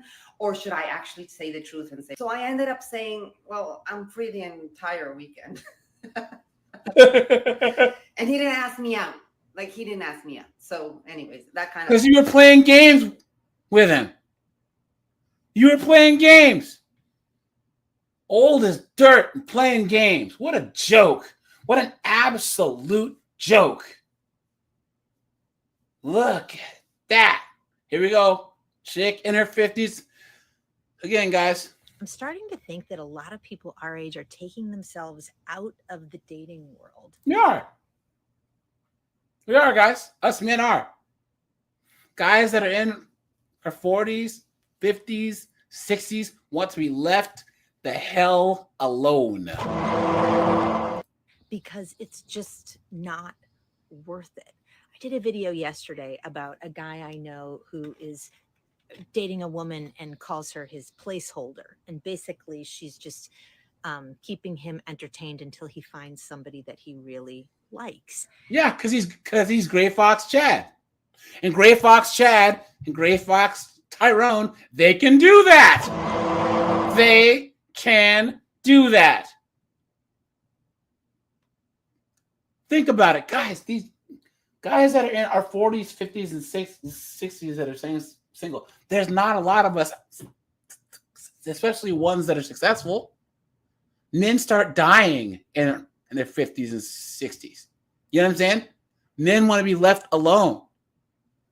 What are you talking about? And I thought it was just so uncool, but I think it is so common.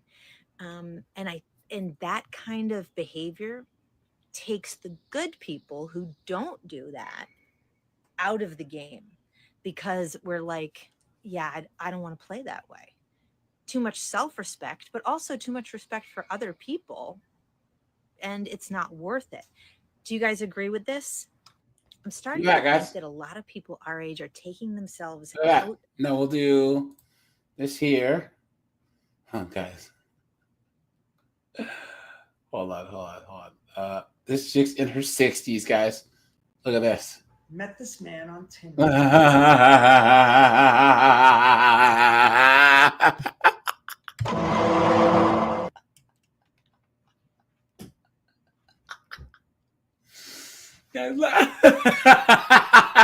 Somebody come get your grandma. Look at that.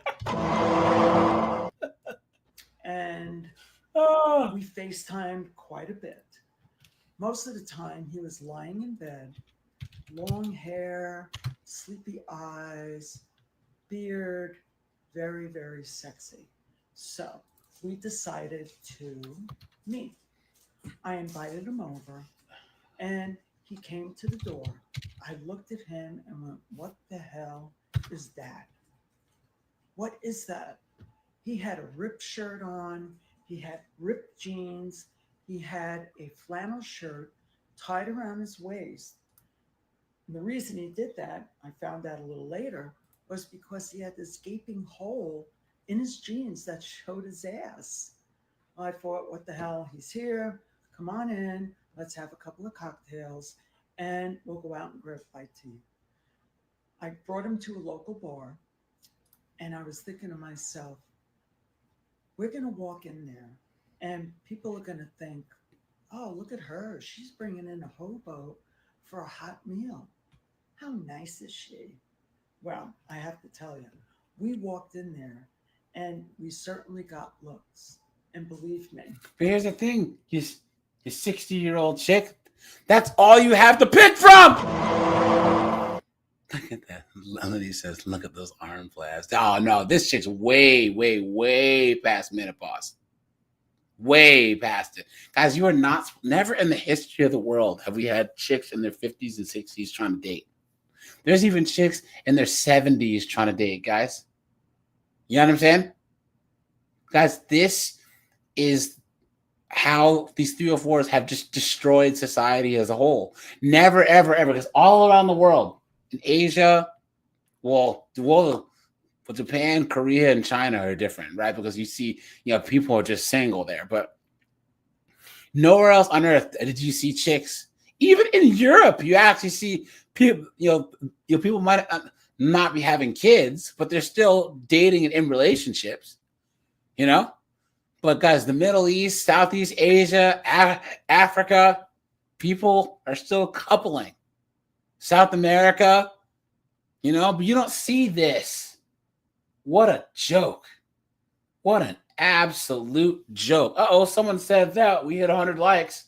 Guys, appreciate that. Appreciate that, man. Thank you so much. Thank you so much.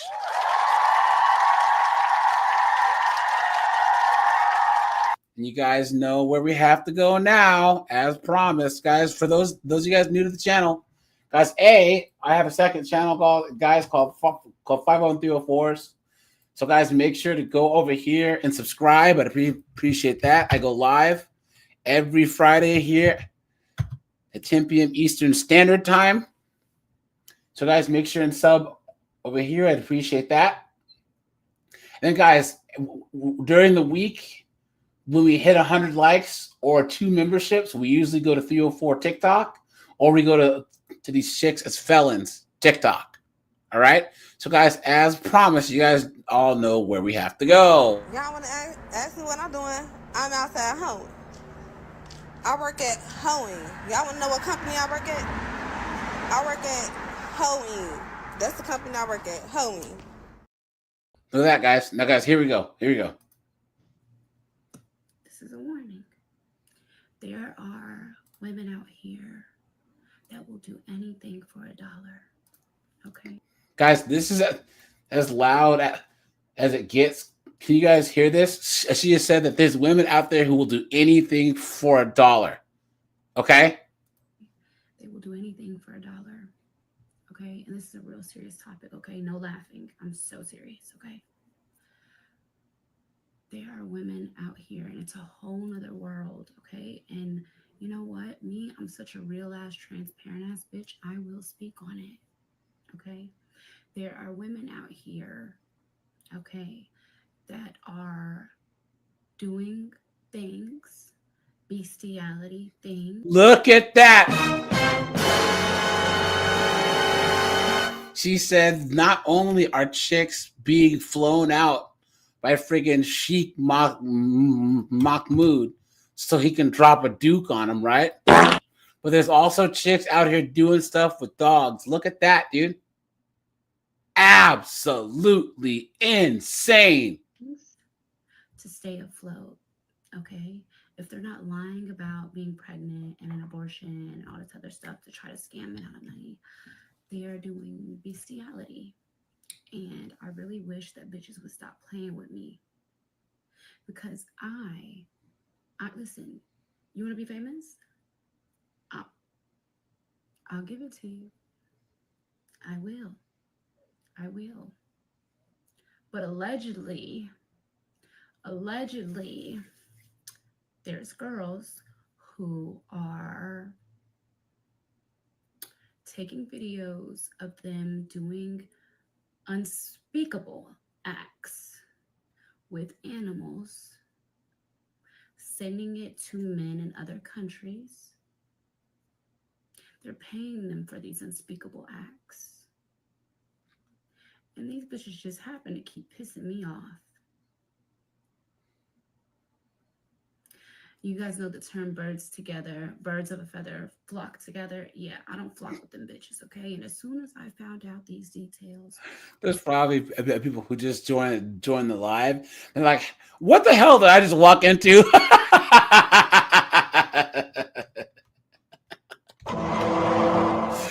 Mr. W said getting rabies from Cujo.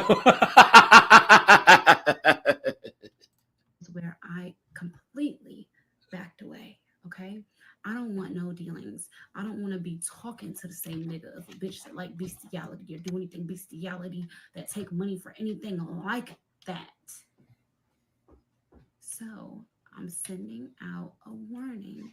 Okay, I really do not want to have to touch on this subject. Okay, I really don't want to have to touch. Listen, I could bring awareness to it. I definitely could. But before you bitches keep taunting me and keep trying to do shit to get a reaction out of me, just remember that I'm queen of story times and I will bring to light the darkest parts of your life. You want to be known? You want to be famous? Keep fucking poking me. Keep on. Keep trying to bullshit. And y'all know I keep receipts longer than the fucking CVS. Bestiality is illegal, I think, in all 50 states of the United States. Okay? I took my lashes off. How y'all asked? Y'all like this look better? No, we don't. We don't like how you look at all. Right, guys?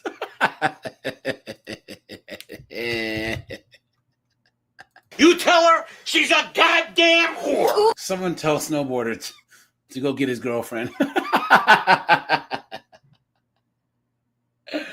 Here we go. So first off was the liquor store, like always, just makes the job go by a little bit quicker. And this liquor store happened to find the She got a carton of Four Loko.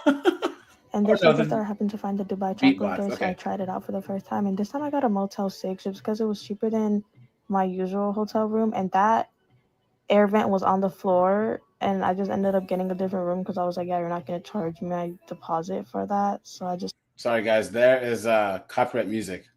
Yeah, look. So, guys, these are these 304s.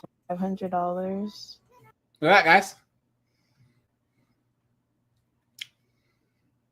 Can you imagine you being a father and you find out this is what your daughter's doing? And the fact that these chicks would put this on you. Guys, the reason why I do this is because I've tried to do actual videos on this before, like taking these clips and putting them on YouTube, but they never get monetized. But guys, like I was saying, they have no shame. They're actually putting this out here on the internet, you know, for everyone to see, guys. Shame. Shame. Shame. This person says, baby, you could be a model, please. The lie detector determined that was a lie. And I did order food to take a break. And let me tell you, I was flabbergasted when I opened the box and seen that they put chicken because I requested no chicken because I don't eat any kind of meat outside. And they still put it, but I guess it was fine. I still ate it. I still fucked it up. And I worked all the way until the sun came up, and I ended up going home with $1,165. Here's the thing, guys. Why would you show off how much money you make on the internet? Right? Because, guys, there's people who will track her down off of TikTok and then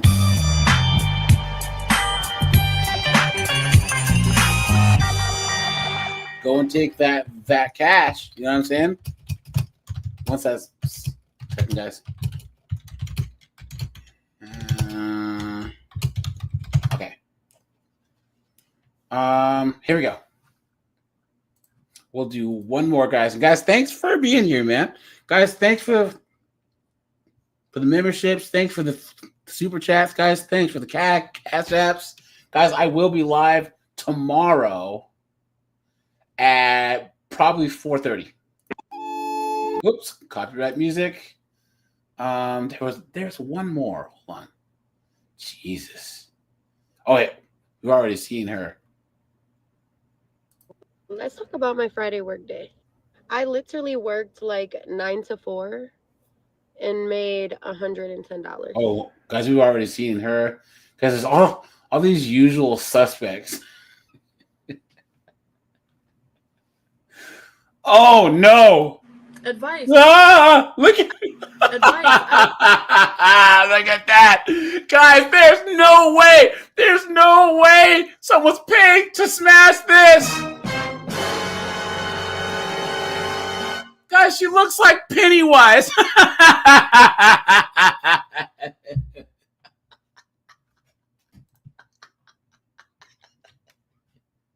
Yo.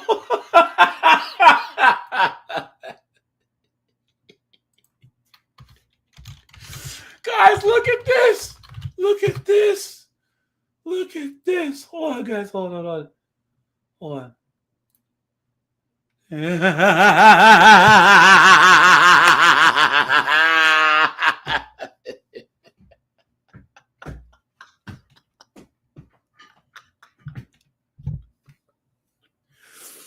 Guys, what the fuck is going on?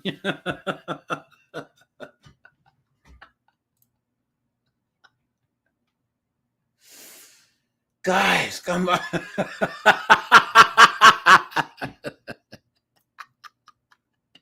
We now can Banvapodo. Oh no! Oh no. Guys, look at this.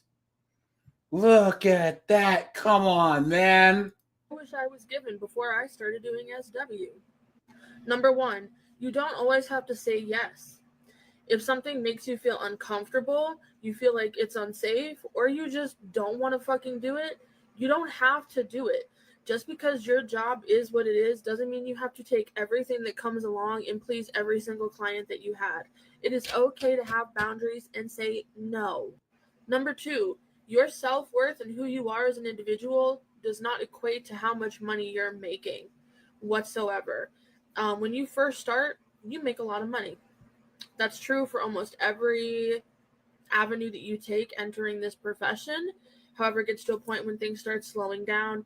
And once you've been in this industry for a while, some days you have really slow periods, days, and you don't make anything.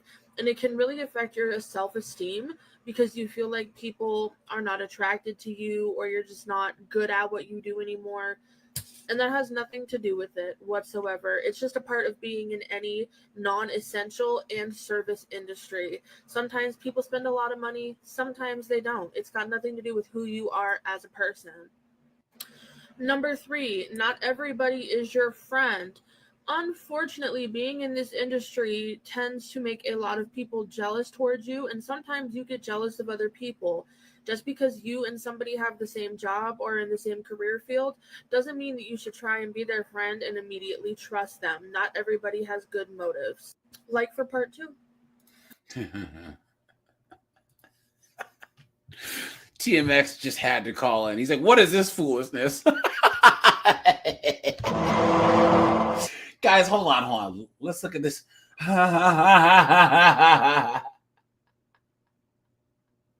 No, I couldn't keep up with taking notes. Wait. Is she shaving her face? Look at this. Yeah.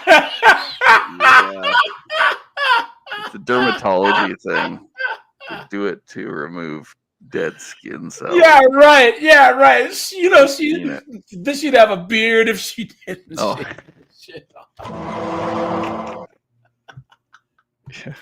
Guys, come on, dude. Guys, you can almost see all the moons orbiting around this bra. I love it. It's like sometimes you'll have a slow day, and you might think it's because you're not attractive. You're like, in your industry, maybe it does mean that. I don't feel like you gave us enough warning on this one. This thing keeps shaving their eyebrows. Guys, come on. How down bad do you have to be, guys? Like, what is going on? This person has 28,000 followers on TikTok. Guys, people think Twitter is bad. Nuh-uh. Guys, TikTok's the worst. You know, because guys, all the chicks basically left Instagram, and I would say, as far as foolishness goes, it goes TikTok, Facebook, because people still get shot over Facebook drama with these B-dubs, right? Yeah. But here's the thing about Twitter, guys. It used to be the only chicks could talk trash on Twitter, but now dudes talk trash on Twitter. You know what I'm saying? So therefore, Twitter's not as bad. You know? I don't think. It's balanced. Yeah. Because you can kind of stay in your own lane on Twitter. Yeah. You know what I'm saying? Yikes, dude. Yikes. Okay. Well, let's get back to these 60-year-olds. And the TMX, man, who do you think is more cooked in the dating game? 40-year-olds, 50-year-olds? Who and why? I think they're all cooked. It's the older, the more desperate. So I think they're more cooked. Well, here's the thing, though. They need that retirement. Here's the thing, though, because you have the 35-year-old chicks. They get divorced and they have young kids. And a lot of them are still pretty enough to where they can trick guys into thinking that they're in their early 20s, right? Oh, okay. Sure. But then 40-year-olds are probably the most delusional because they're thinking that 40 is the new 30. So they have a lot of kids. They're like a lot of almost empty nesters that have older teenagers. So now they have all this free time. Yeah. Right. And it's easier to feel like you're 10 years younger than you are. Yes, So but then when you get up there, the 50-year-olds, difference is so dramatic. But then 50-year-olds are the ones nowadays because they're middle aged, they're middle Gen X. So those are the ones that have been married for 22 years. So they blow up the marriage, and they're delusional because they think the grass is going to be greener. So I mean, that delusion I think is actually stronger than the 40-year-olds or the 35-year-olds.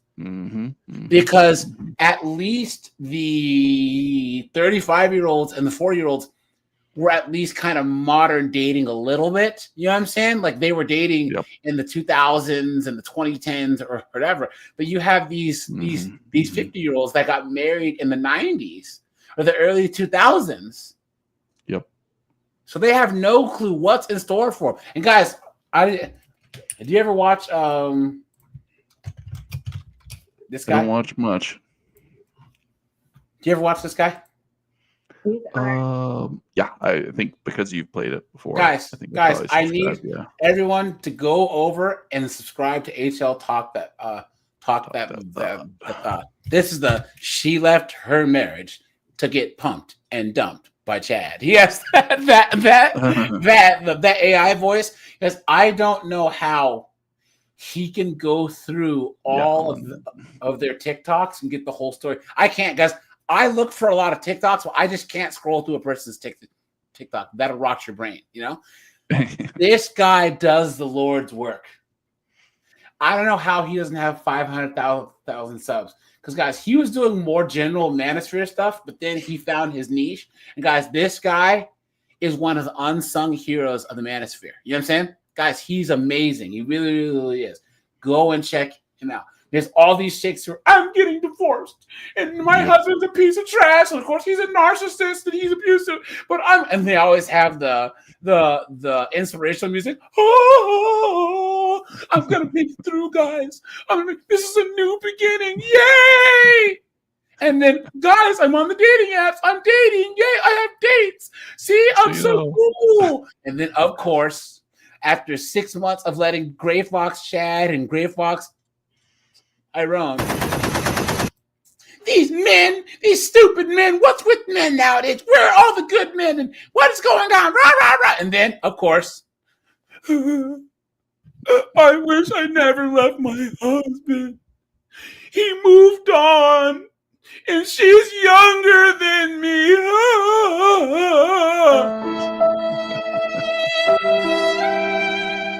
Never fails. Guys, I love this guy's channel. I actually don't watch his stuff until I'm on a road trip. Then I just put them all up. So autoplay. Yeah. You know, I drove down to Florida. I listened to his entire like all of his videos back to back. So I think I haven't watched them in probably like 2 months, just because I have another road trip coming up soon, and I'll just put them all on play. Listen to him, you know what I'm saying? So, he didn't. I'll go in and actually you know what I'm saying? But I always save him because I just laugh the entire time. But guys, please go over and subscribe. And guys, once again, guys, I'm gonna have Jeff St. James on the channel on Thursday, guys. He was a guy who was talking to the Canadian chicks. You know what I'm saying? So guys, chill. Yeah. So guys. I'm gonna have him on the channel on Thursday. So guys, make sure that you go over and subscribe to him, guys. Show him some love, because guys, I think he's gonna be blowing up big. You know what I'm saying? So big. You know. So let's see. He doesn't have much content yet, does he? Yeah.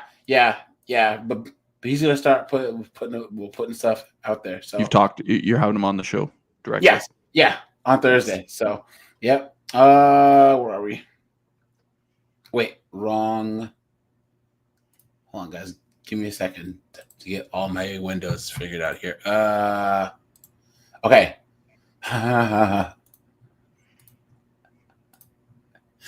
Someone come and get your grand nay. You know what I'm saying? Come on, man. Someone come and get grams. You know, what are you doing? What are you doing? I don't know. Nor have I ever put this out there in any of my videos, but I am just so curious, and I would love feedback on how you, men and women, are dating over 60. Well, this lesbian haircut's not helping you, sister. Lesbian. It's the first time I've dated or dating again in a very long time. But I'm just curious, like what everyone's doing, what the best apps are, how to navigate through it. I mean, I've got my vision board already. 60 with a vision board. Guys, I know where I want to be at 65. Yeah, look at that. A pot smoking slut. Back. I'm all about the law of attraction. I'm practicing staying positive and but I'm just curious how everybody else is doing it. I am on a couple apps. It's all right. I've been on a lot of first dates in very few seconds. I'm not out there for free coffee, dinner, or drinks, whatever. But at my age, I feel like when you know, and if you feel something, you let them know. And if it's not going to be reciprocated, you need to let me know back. As easy as that. But what I'm finding is 85 to 90% of the online stuff is all bullshit. I'm sorry to say that, but from the bios to the age to not smiling in the photos. And why do you don't smile? Oh, that's how I smile. No. And when I meet you in person, you have no teeth. Did you think I would not notice this once I met you in real life? I mean, oh my God. Yeah, height, touting all their financial wonderful, and then you get there and they park around the back in a beat up truck because they're broke. No, they live in their mother's cellar. Like, I don't even know. It's just crazy. And I'm trying to stay silly and positive and just smile and just navigate through it. But I'm just curious what everybody else is doing. So I love feedback. And if you're bored, I'd love for you to comment on it and just give me a little bit of insight, like how it's happening and how you met your person online and your companion, your kindred spirit. Like, just guys, she's talking like she's 23, right? Yeah. And the fact is we met them 30 years ago. Yeah. Guys, she's cooked. Right? Guys, rate her on the cooked-o-meter, right? Right, guys? Right? It's over 9,000! Let me know. I'm just so curious. So I just figured I'd throw it out there and see what happens. So thank you. Have a good day. Looking forward to hearing from you all. Bye-bye. Jesus. I'm curious what other hashtags she had on there. Look at this dunderhead right to show her interests. Look at that. Look at that, guys. Ugh. She's doing anti-menopause products.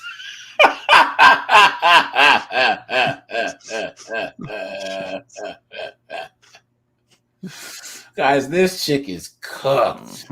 Look at her trying to prance around in a friggin' swimsuit, dude. Look at this. Oh man. She's someone's grandma, dude. What is going on? What is going on? Prancing around in a bikini in her 60s. No, guys, but here's the saddest part, guys. She's in better shape than a lot of these 304s out here. Guys, the average woman is 170 pounds. The average B-dub is 189 pounds. So, guys, the saddest part here is she's in better shape in her 60s than the average, 27, 28-year-old. She's still old. I'm not trying to say she looks good or anything, but I can say that she, body-wise, she looks decent for her age. Isn't it sad that it takes a woman until her 60s to actually try and get in shape?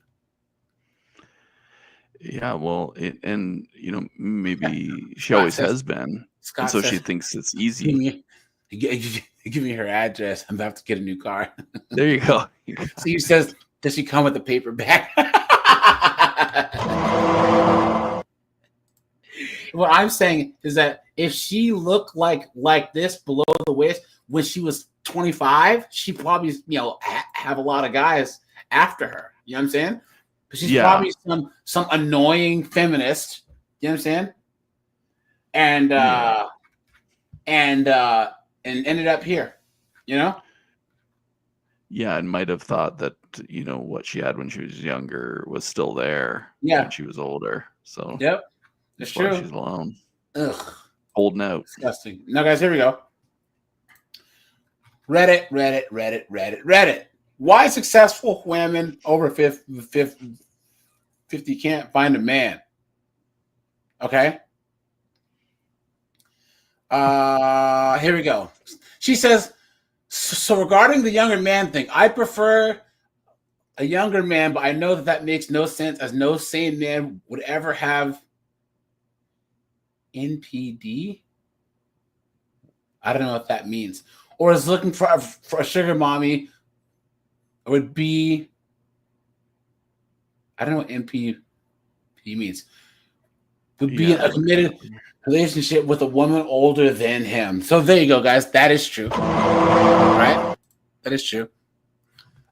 She says, how do I find a man as an educated woman over 50? Quite a few women ask themselves this. Men I would want don't want me, and vice versa. As a successful woman over the age of 50, finding a new man is much harder than you might think. Why is that? Can it be changed? Now, guys, this is by some chick. Do you really think that this chick is going to actually say anything worth a damn? Do you think she understands? Yeah. NPD, it looks like it's narcissistic personality disorder. Oh, okay. Thanks, guys. Thanks, man. Tell it on herself in the post, I guess. What the heck? So Felicitas Wepper. So was happy in the first 2 years after her breakup. She felt free and could finally do everything she wanted. At some point, she noticed that she was no longer invited when couples she was friends with got together because she would have been the fifth wheel. So, guys, a guy who's divorced at 50, he's not going to get married or date again. He's not. Yeah. That's the difference between men and women. Men get to a certain point where we want to be left the hell alone. You know what I'm saying? So Sabine Wilmer can't enjoy her single life either. I actually feel like a teenager. You're 53 or you're 55. What are you talking about? My children said, wow, Mom, now you're living all alone again, just like before. It was nice from time to time, but in the long run, she would prefer to have a partner again. There's that partner word. The problem is that she longs for a man her own age who knows what he wants in life. But TMX, what's the oxymoron there? What's the clash of ideas here? Well, wanting what they know in life. It's like, figured that out 20 years ago. Yeah. And you weren't part of it. Yes. Who knows what he wants in life, and you're supposed to get on his program. Yeah. You cannot take two companies. Anytime that there's a corporate merger, one company is always in charge of the other. You cannot have a woman who's 50 and says, I know I want out of life, and then a man who's 50 and say, I know I want out of life. That's not going to work. Because a man who built himself up to his 50s, first of all, guys, we can pretty much say that he probably has a better track record in making life decisions anyways, right? But men wind down. It doesn't matter what your energy level is. Men like peace and quiet. And these chicks, social media tells them that they have to be all chaotic.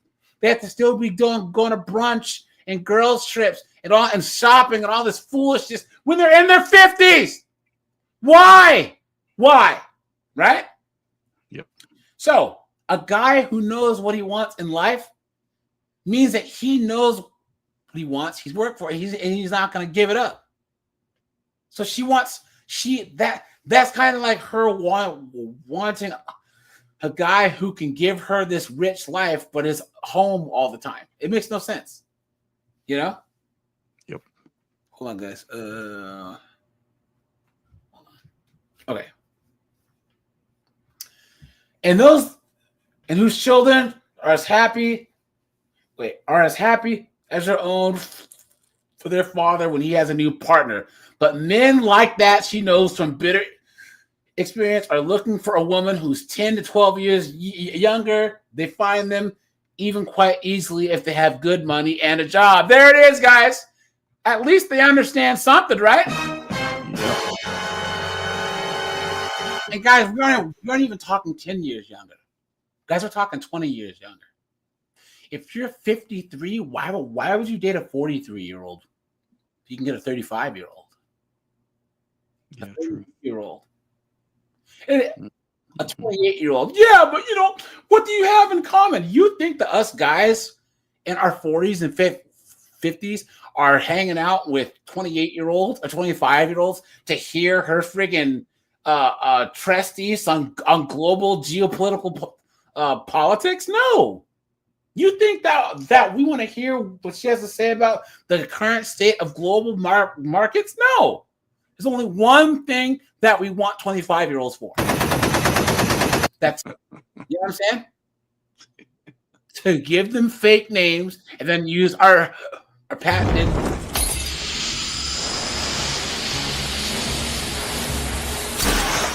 Who is this guy? I don't know.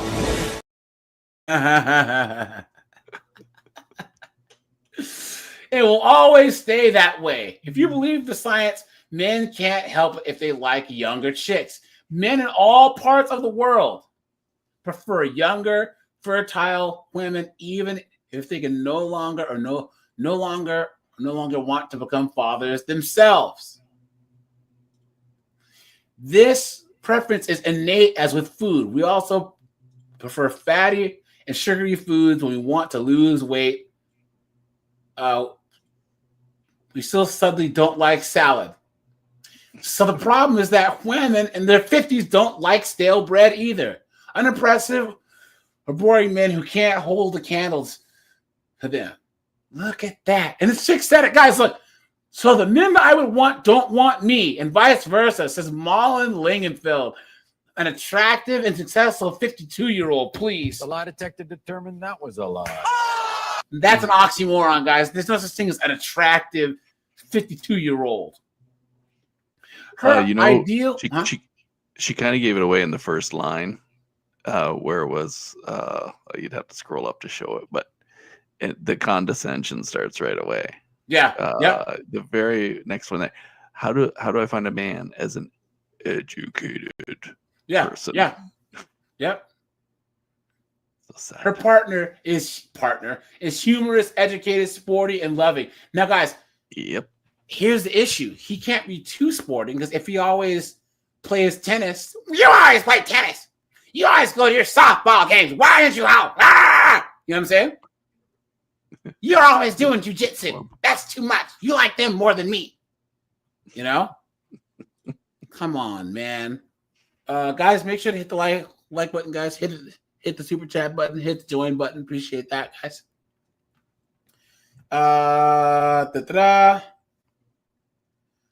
Frustrated, the designer talks about the last man she was interested in.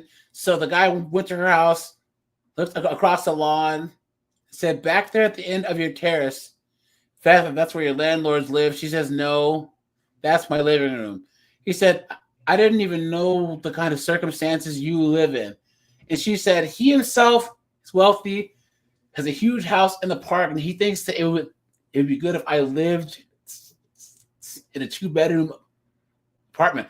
How do you get that, right? Guys, so she's mad because he was at her big house and he thought that she was renting like one of the houses on the property. Mm-hmm. Guys, most men who go to a big house, it's the guy's house. Let's be honest, okay? Mm-hmm. And then, so she's all mad. And guys, that's another reason why you don't want to date an older chick. They're like one raw, exposed nerve. They're just trying to find something to get pissed at. That's why all these Karens are all these bloated, overweight, beluga, androgynous-looking broads. You know what I'm saying? He said he wants an inferior woman. Yes. Why wouldn't he? Why wouldn't he, guys? As a guy, right?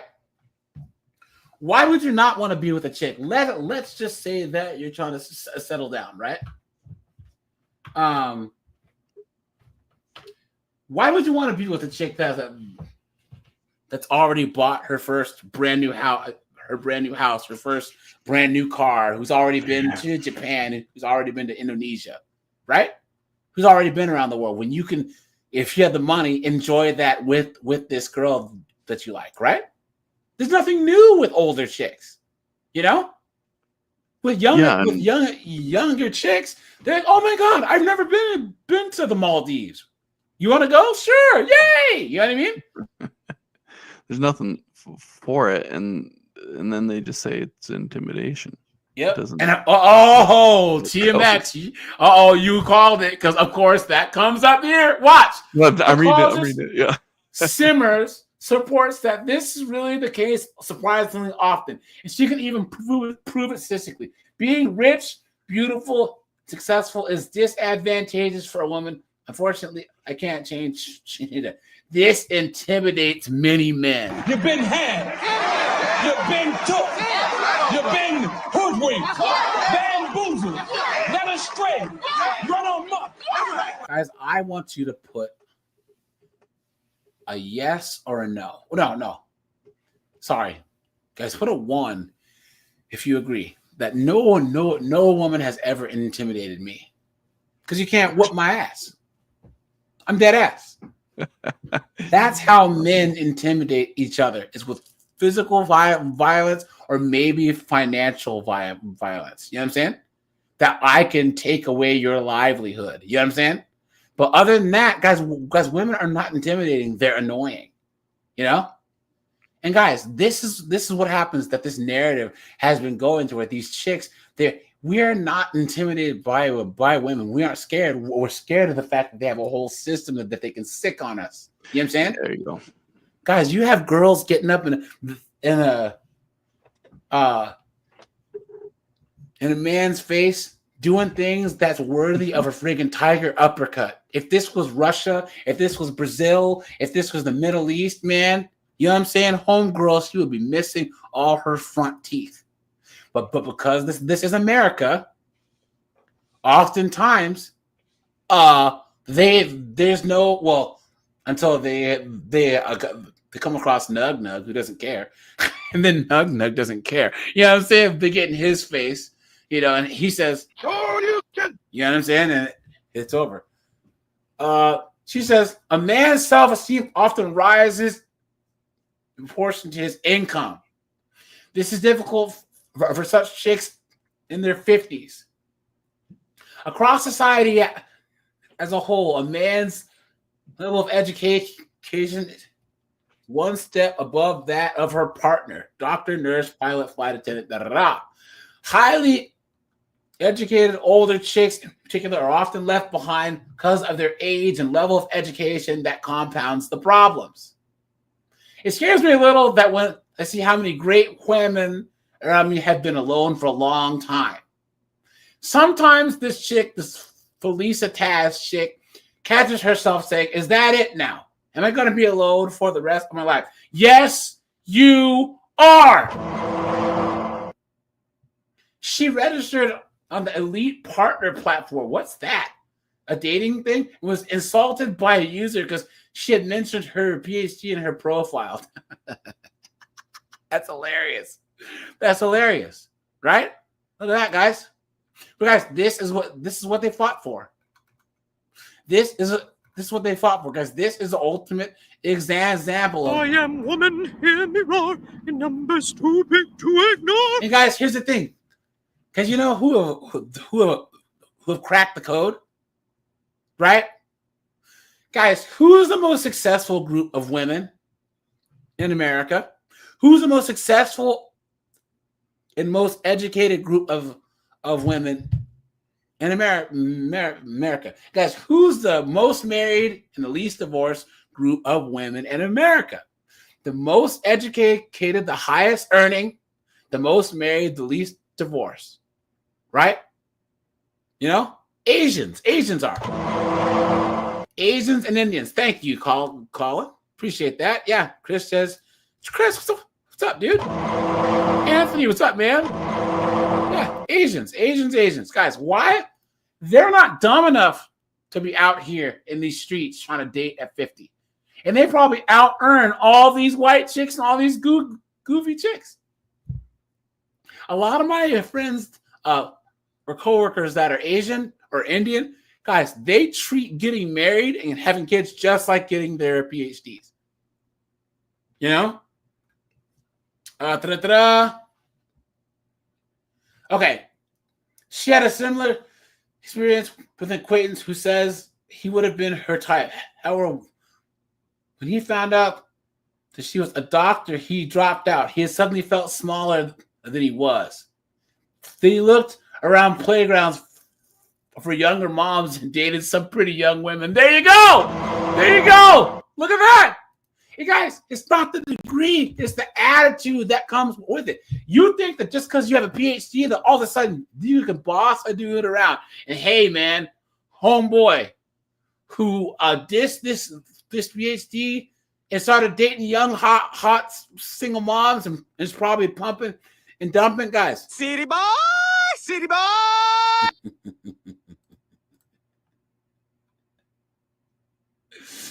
Look at that, man. Okay. You have to have someone who earns much more than you. Otherwise, men will feel inferior. She admits that he was probably right. So she wouldn't like a man who brings home a lot less money. So why did you why didn't you marry young, you goof? Why didn't you get married when you were 25? And then you have history. Guys, she said that this guy is shallow and intimidated because he probably felt this way because he earned more. But then she said, well, she probably wouldn't want to date a guy who made less than her either. Clown world. Because she concludes from descriptions of female friends and even boyfriends that the man then would not feel at eye level. She says that she attracts the wrong men because she looks so strong, and that puts off the men she likes. It means, guys, that us, masculine men, successful men, we see women like her coming a mile away, guys. A mile away. She says, I can't make myself look dumber than I am. She said, I should actually be dealing with old men. Look at that. This other chick says, I would even accept a poor artist if I could talk to him and I found him attractive. But these guys always want to be pampered so much. I don't have time for that. So guys, once again, this is what I mean by Gavin, the starving artist. Guys, these struggling poor artists that are like, yeah, man, I'm like drawing my paintings, bro. And I'm like, writing my poetry, bro. Yeah, man. I do like open mic night at like the local like coffee bar, bro. Those guys always get chicks. Always. They're broke as a joke. They always have girlfriends. Always. Always. One characteristic that almost all women have in their 50s is their realism. Please! You've been had. You've been took. You've been hoodwinked. Bamboozled. Led astray. Run amok. Come on, guys. Who believes that? Who believes that? Does anything but these dunderheads like actually speak, like talk about realism, guys? Like give off realism to you? I mean, come on, Hold on, guys. Let's bring up one more chick here. Hold on, and then we will switch gears, guys. This is the future, This is the future. We're gonna have more of these single broads, And guys, all we have to do is sit back and laugh,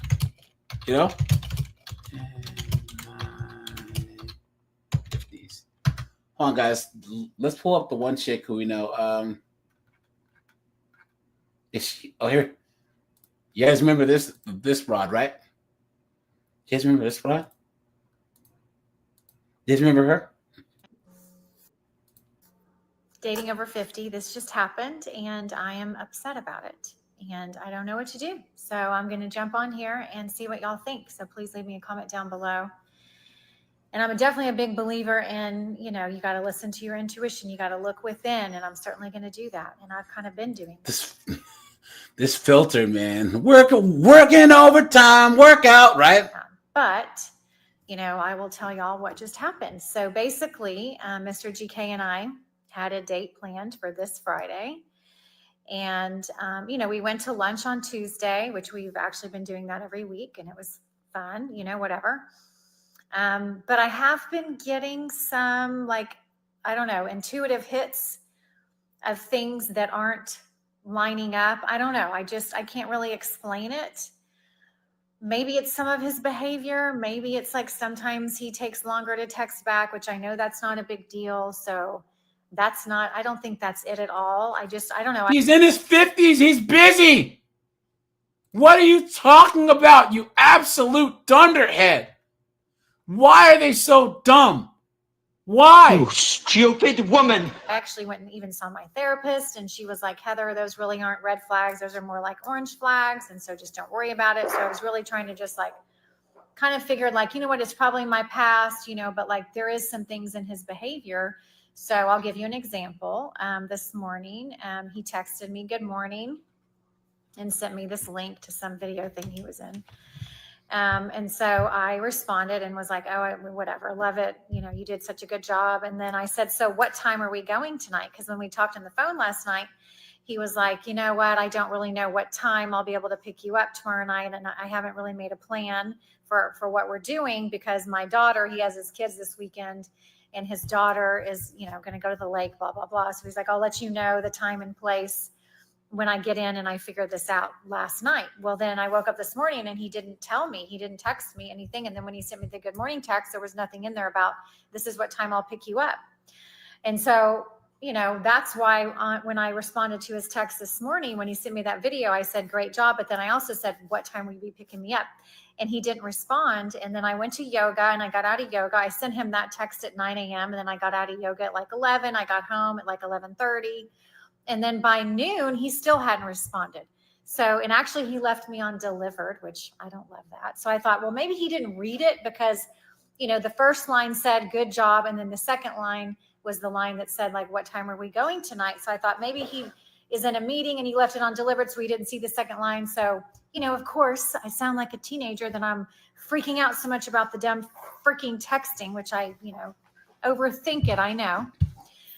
And she's in her 50s. Cooked. What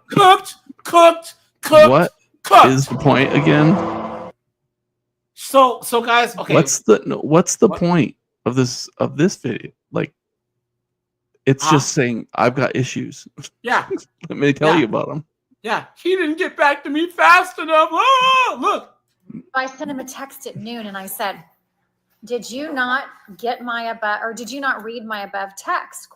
Because I'm thinking surely if you read it, you would have responded.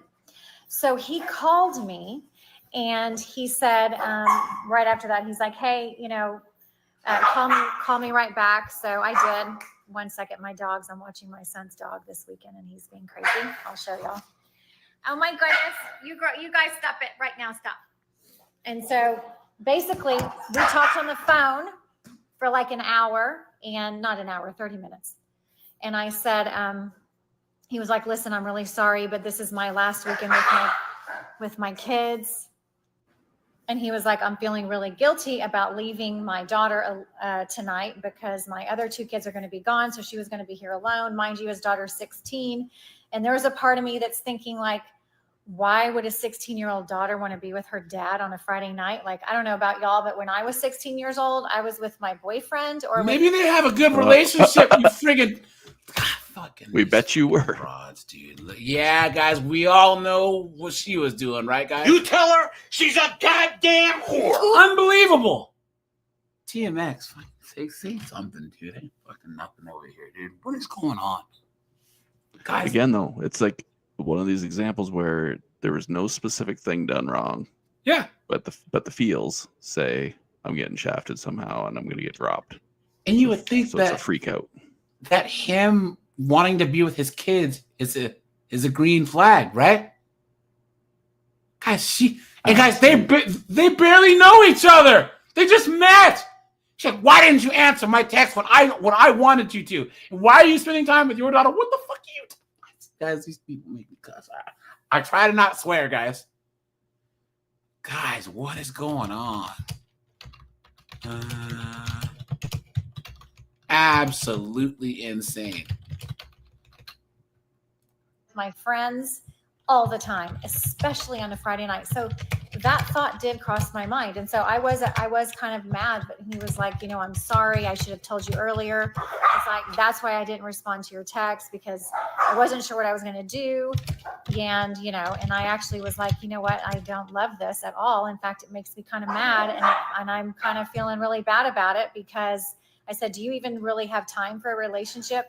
You just met. It's his daughter, you bozo. And guys, how much you want to bet? How much you want to bet, guys? Guys, put a 1 if you agree with me. He was probably being weird because his stupid ex was trying to mess up his parenting time. You know what I'm saying? Oh, yeah. He was probably trying to juggle, trying to get his daughter and actually spend time with her, and then trying to you know what I'm saying? He was probably on hyper alert mode or whatever, or super stressed because or helping her with something embarrassing, that he's not going to go into detail, or helping her with something that's embarrassing that he's not going to go into the details. Oh no, I just think that somebody he just met, yeah, that the guy's ex was probably being stupid, and his daughter is 16, so he's trying to get as much time with her as possible before she's an adult and leaves. You know what I'm saying? So, but guys, they just met. They're still at the going to lunch, hanging out stage, and she's mad at the text, and of course her therapist. So we all know that she's crazy, and that her therapist probably didn't help. You know what I'm saying, guys? And this chick is 50, guys. By the time that you're in your 50s, guys, you should be looking for someone to just ride on off into the sunset with. Can you put up with your BS? Can you put up with mine? You're all right. I'm all right. Let's go. That's it. But I don't think you're ready for a relationship. He's a father. He works. What are you talking about? And guys, this is why you can't. This is another reason why men in their 40s and 50s. Guys, once again, what? He probably got divorced. He probably has just kind of moved on to where his daughter is the last kid he has left, so child support's over. He probably has his peace back. Why would he invite this knucklehead into his life? Where she's going off on him because he didn't text her back for a day. What kind of high school, freshman year of college foolishness is this?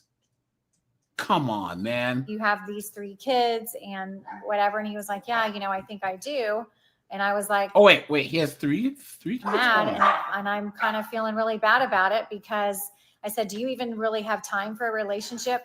If you have these 3 kids and he has whatever. 3 kids. 3. Now, guys, hold on, guys. Oh, outlaw teams.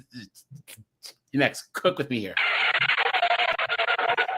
Well, isn't it funny how they expect when a guy dates them as single moms that she's their number one priority?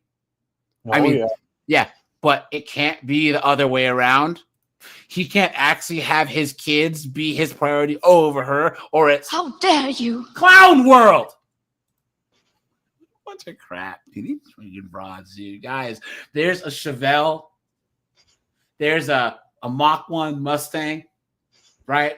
That needs your TLC. Guys, don't waste time on these broads. It's like, yeah, I think I do. And I was like, okay, and we kind of talked through it. And again, he was like, I'm sorry. And I said, I also didn't love that you didn't respond to my text. Even if you didn't know what you wanted to do, you should have just said that, hey, I'm still not sure what we're going to be doing. So give me a minute or an hour, whatever it is. And then I'll, get back to you. And I also owned my anxiety, though. I was like, I know that I'm also anxious, and I own that. Whatever. If you don't respond to a text, I know I don't need to read that much into it. So I guess we had an okay conversation. He really didn't say like, but here's when I want to see you again. Like I would have loved that. So I actually said, well, when am I going to see you again? And he was like, well, next week I don't have my kids. And I know we've talked about getting together. Yeah, you would think having those dogs Day, barking which is Sunday, and I was like, would, I can't do that. would And hurt like, her okay, anxiety, how about Monday or Tuesday night? So we decided on Tuesday night.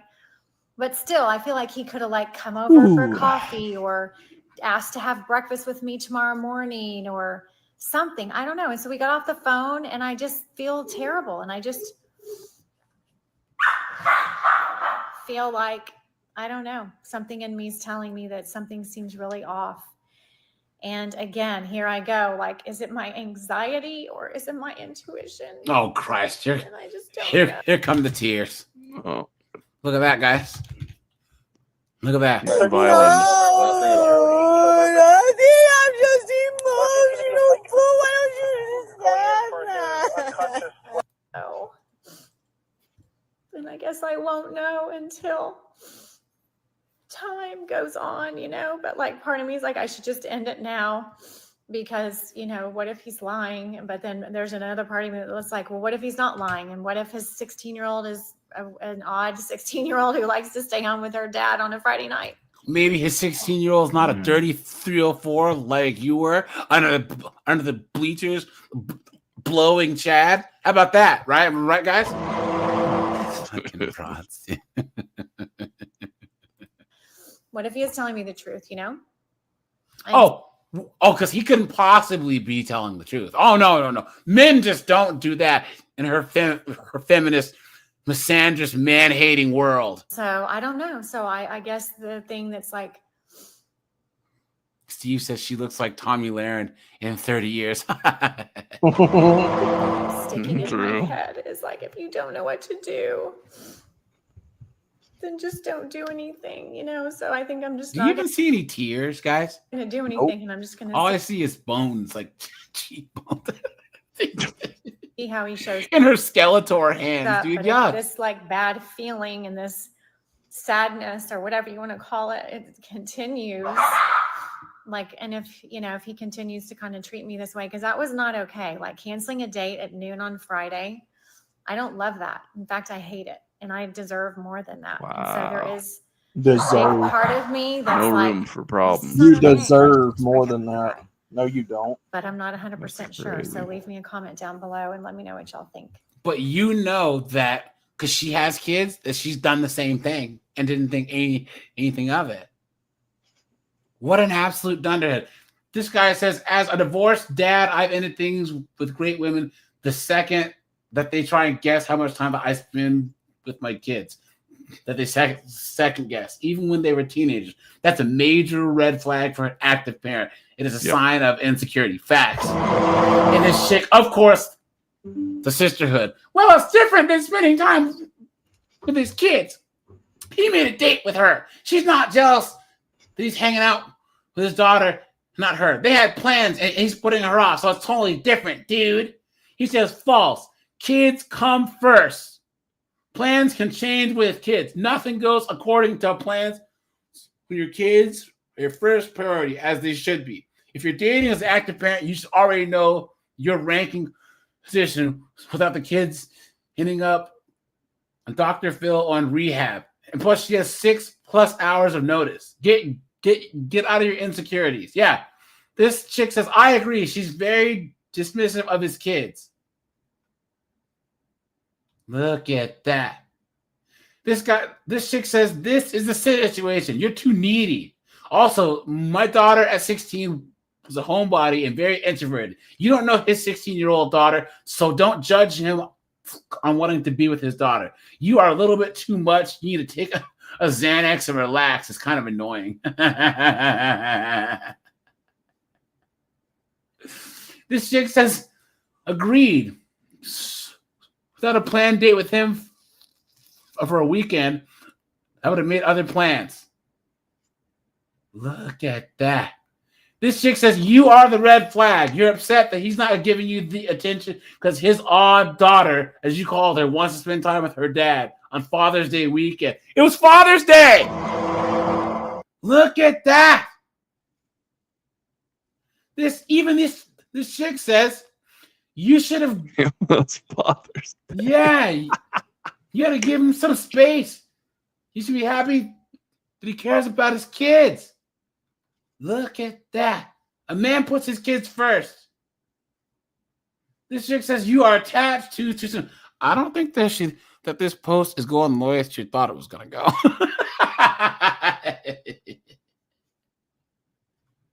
go. Look at that. Look at that. Someone says, please research anxious attachment. Oh, look, of course, all the armchair psychologists. This sounds like anxious attachment. I saw it on TikTok. Morons. Why? Why are they so stupid, guys? Why? Now, guys, I'm trying to find this video for 50304s, guys. This chick was at PacSun in the mall. Mm-hmm. And she had her keys in her wallet on, like, she put it on a shelf so she can try on some shoes. And this knuckleheaded B-dub grabs her keys and her wallet and runs. And then has the nerve to actually use her card at Foot Locker in the mall at the same time that the girl's still there. And the cops chase the chick down. So I'm trying to find the video. Hold on, guys. Just give me 1 second here. I'm gonna see if I can find this because it was hilarious. It was hilarious, guys. Like, at least try and be a good thief. You know what I mean? Yeah. I really, really, really, really hate thieves. I really, really, really do. You are too lazy to work for your stuff, so you steal mine? No. Nope. Let's do life. Hey, I got a question for you while you're looking that up. When was the last time you worried about what you were doing on a Friday night and would have freaked out if it got canceled? Oh, never. Like a high school thing. Maybe you're posturing to look like, I'm busy because I've got lots of things to do and be where I'm at, or all your friends are busy, so then you like look stupid if you're not doing something. That's like best high school behavior. Yeah, that's and this true. Person's obviously got some kind of pressure that's like, oh my gosh, I have to have a plan for Friday night. Like, what are you doing? Yeah, that's true. Insane. But then again, they all think that they're in their 20s. You know what I'm saying? That's how they act. And this chick's in her 50s. George says, AJ, the hardest working content creator on YouTube.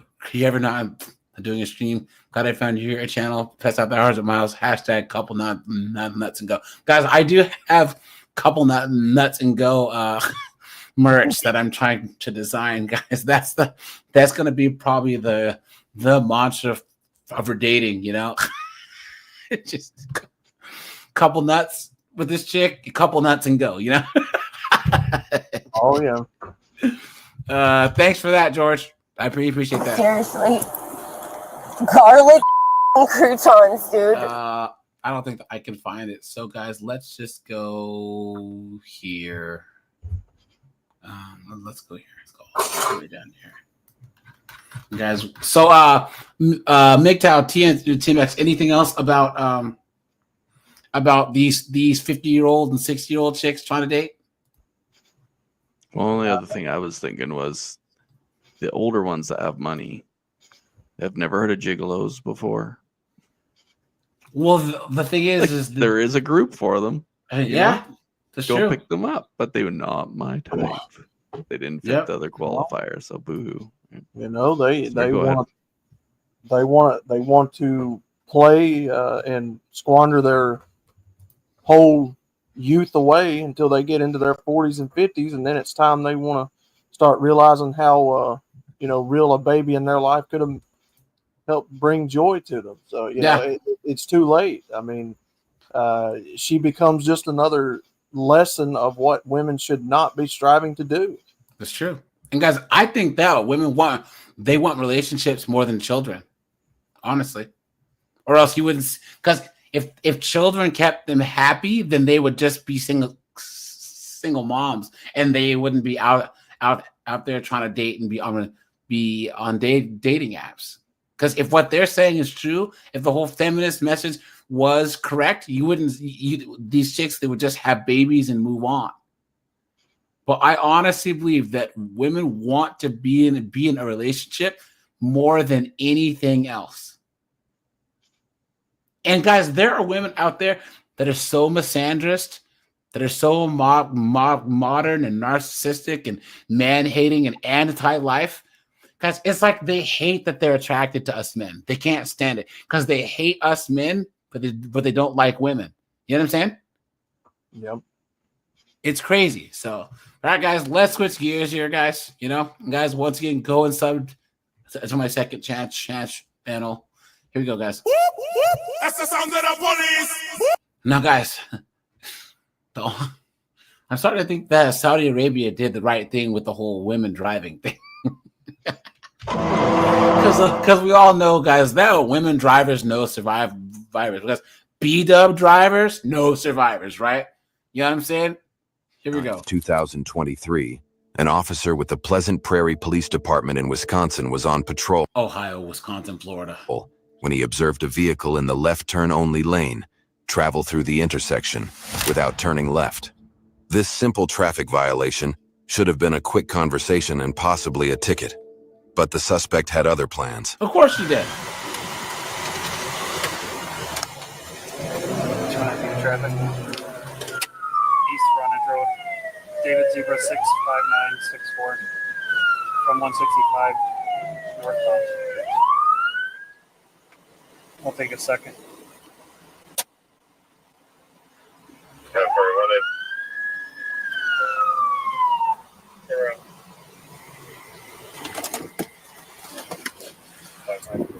That is not a safe place to pull over. Nope. Don't go. 29 PD 1080.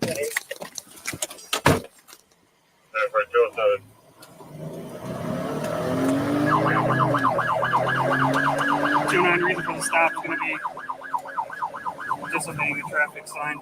Speeds are 60. One occupant, female, black. Of course, right, guys? Yeah, guys, are we surprised at all anymore? At all?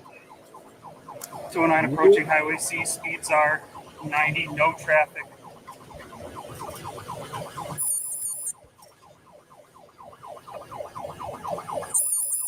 PD still approaching Highway C. Speeds are 60. Zero traffic. Look at that, guys.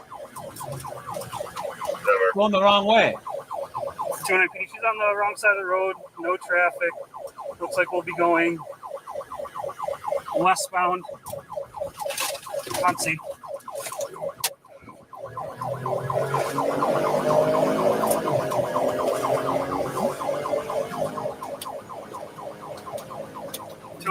I'm still right behind her. We'll be going westbound on C, still past the interstate.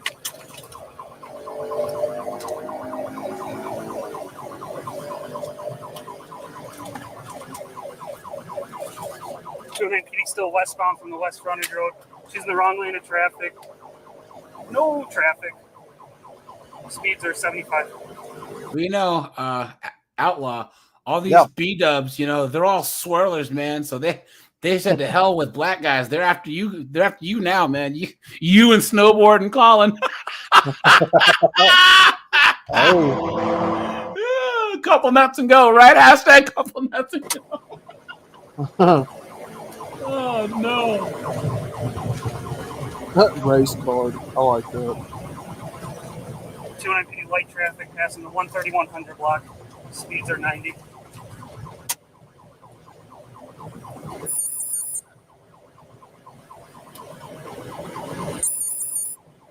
Like KST, no, Highway 45 is going to be next. Speeds are 100, light traffic. Never they have it.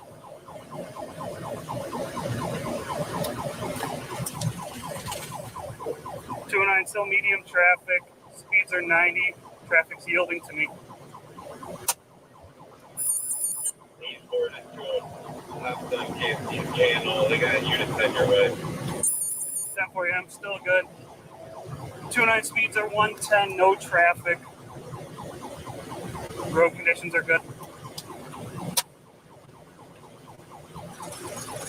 Look at that, guys. 29 coming up to MB. I'm slowing down just because of the roundabout.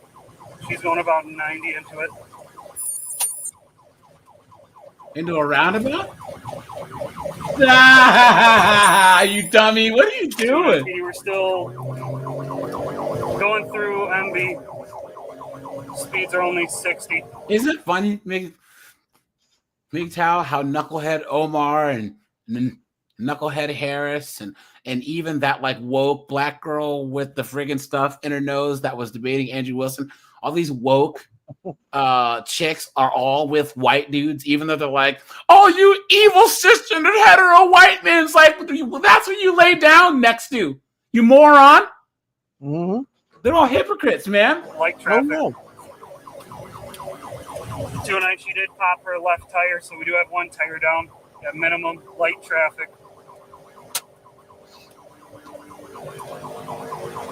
209 PD passing the 17,000 block. 17,000 block. Light traffic, speeds are 80.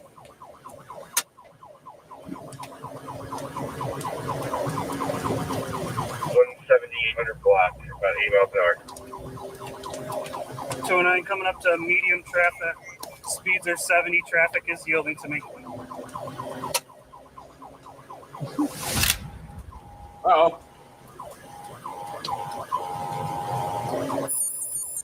209, we are passing on oncoming traffic. Light traffic still. Tires getting obliterated here. Passing 18500 block. Look at that.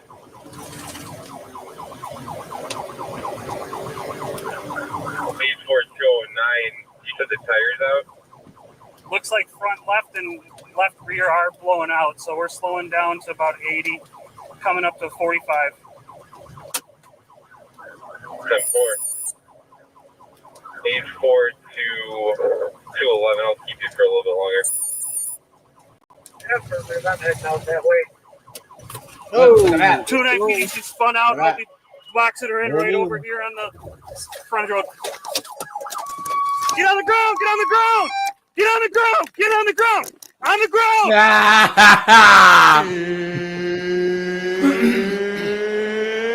It's time! It's like Sarkeesian, no! On the ground! Put your hands behind your back! Okay. And of course, she's on her phone. Of course. I don't have nothing. I don't have nothing. Mom. Yep. Mom. Get the phone away from Mom. her. She don't need her phone. No, it's my mom. I don't care about it anymore. You're under arrest. 2071 in custody. It's my mom. It doesn't matter. You're going to jail. Stupid ass.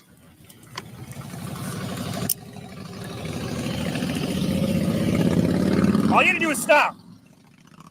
For a simple fucking ticket.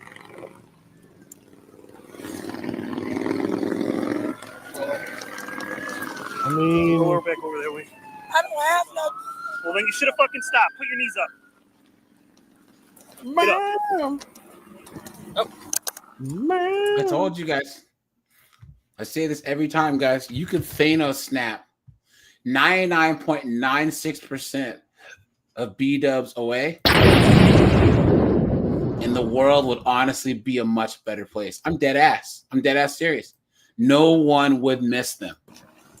Well, I mean, again, it's not, the color of their skin's got nothing to do with it. It's the culture. It's the attitude. It's the way she manners herself. It's just that's sad. what people hate. That's what people hate about those kinds of people. But here's the thing. The people that perpetuate all the bad parts of black culture and teach it to the children are the B-dubs. Yeah. That's why. Too. Yeah. You know what I'm saying? Yeah. Second? No, we got them too in our culture. The white people. But here's the thing. White people don't define themselves by the trailer trash. See, here's the thing. Outlaw, you're a successful guy. You don't go and get your hair cut at the same place as some meth mouth having knucklehead. You know what I'm saying? Right. But in the black community, you will have a black businessman, a black lawyer, a black plumber, and nug all going to the same barbershop. Why? There is clear delineation between white trash and then regular whites. But blacks, we're the only ones that define ourselves by our lowest common denominator. Look at the whole Carnival Cruise video that I did. You know what I'm saying? There's people saying, look, they banned rap and R&B because it emboldens the knuckleheads. Guys, guess what? They still, rap, but they still have R&B, they have jazz, they have 80s music, they have pop music. They're still playing Michael Jackson, Stevie Wonder, the Supremes, Whitney Houston, Mariah Carey. Black people listen to that, right? It's just none of this. It's trash. And people start freaking trashing the place. Of course. Come on, man. She hit your car? No, I didn't hit nothing. She spun out because she was driving like a fucking maniac. What Get in was I there. driving like? Well, I'm not even going to discuss it. You're going to jail and you probably won't get out for a bit. What's the bit? Probably years. Years? Stupid ass. Shit. They buckle them in now? Oh, fuck. Yeah, they have to. Here's the thing. That's one thing about all the body. I've probably gone over like thousands of body cam things on this channel and my other one. They have to find a better way to lock the cuffs because I know they have like the cuff cylinder lock keys now. And guys, they have to find an easier way to buckle them in because I've seen them try to buckle them in and they'll headbutt the cops, they'll bite the cops. There has to be a better way to get them in there without the cops having to secure them like that because it puts them in such a vulnerable position. I'm like a fucking lunatic. Oh, that was fun. I'd be mad too. What's your name? Teresa. Boom, I dropped the car. So you should have stopped. I was just scared because what? I was suspended. That's why. That's not worth anything with what you're going through. It's a ticket. We'll be a little bit. So I was assuming that she was going to go south on 45, that she knew where she was at. So I was at Q and 45 waiting with bikes. Thank you. Why she wanted to go south on the interstate, but I prevented. The subsequent search of her vehicle yielded no evidence of additional crimes. However, she was charged with 2 felonies, fleeing an officer and first-degree recklessly endangering safety. Good. She spent nearly 3 weeks in jail before she posted a $20,000 bond. Currently, she is awaiting a plea hearing scheduled for March 2025. Look at that, guys. She has entered a plea of not guilty to both felony charges. Please.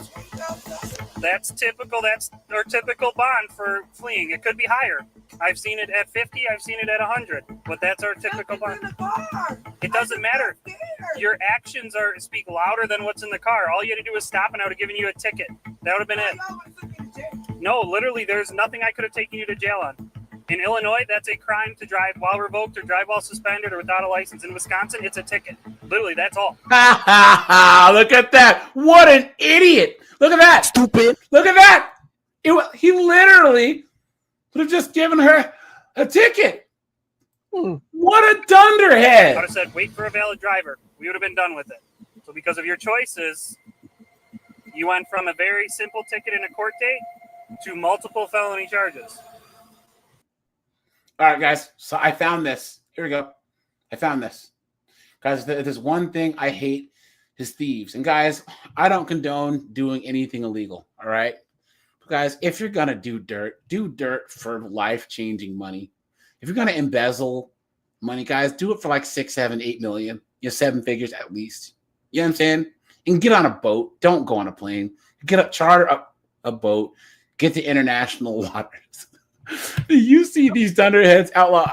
I've done videos on these chicks embezzling 20, 30,000. Oh, you know, God. 100,000. You're gonna go to jail for 100 grand. Are you stupid?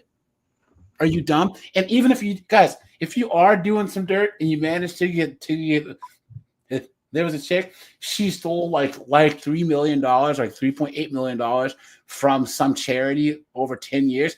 Why are you still in the United States? Good question, man. I'd be calling from some non-extradition kind of country. Hey guys, who wants to come visit me on my compound? I'd be living in a freaking Scarface looking house in a villa. You know what I'm saying? with the world is yours on the thing. Here we go, guys. Oops, sorry. I'm good in you. Hello, how are you? I'm good in you. Good, good. So tell me what happened. Okay, so we were at PacSun and I had put like my keys somewhere, like right on top of like something I was looking for. And then when I went to go get them, they were gone. Your keys? Yeah, like my well, it's so Okay. it had like money in it, all my cards, like my work key. Okay. And Inside PacSun, right? Yeah, it's just inside PacSun. Okay. And then yeah, like they were stolen. And then the only reason I noticed is because like I got a notification from my bank that somebody had bought something from Foot Locker. Okay. So I ran to Foot Locker. When I walked into Foot Locker, they were there. Okay. But I didn't recognize them. Look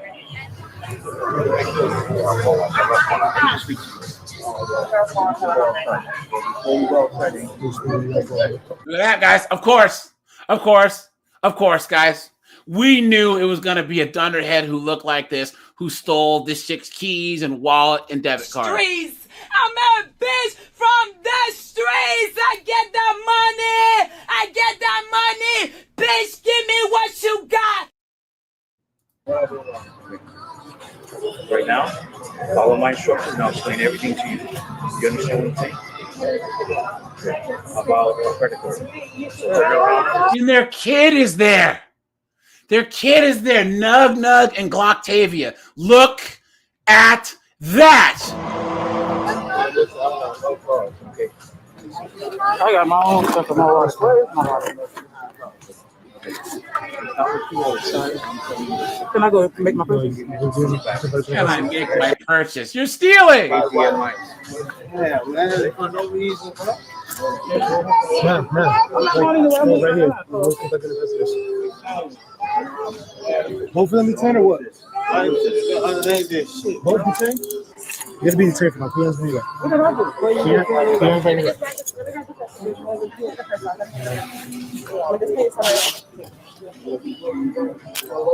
Now, guys, do you honestly think this dunderhead's gonna go quietly, guys?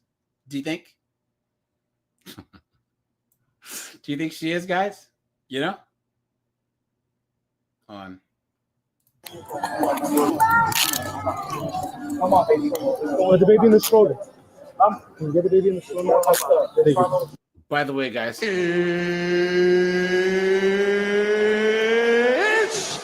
time! Give me one. So now you do the 10, right? So where we going with my wallet? Right there. It's right there in your stuff. The male subject in custody outside of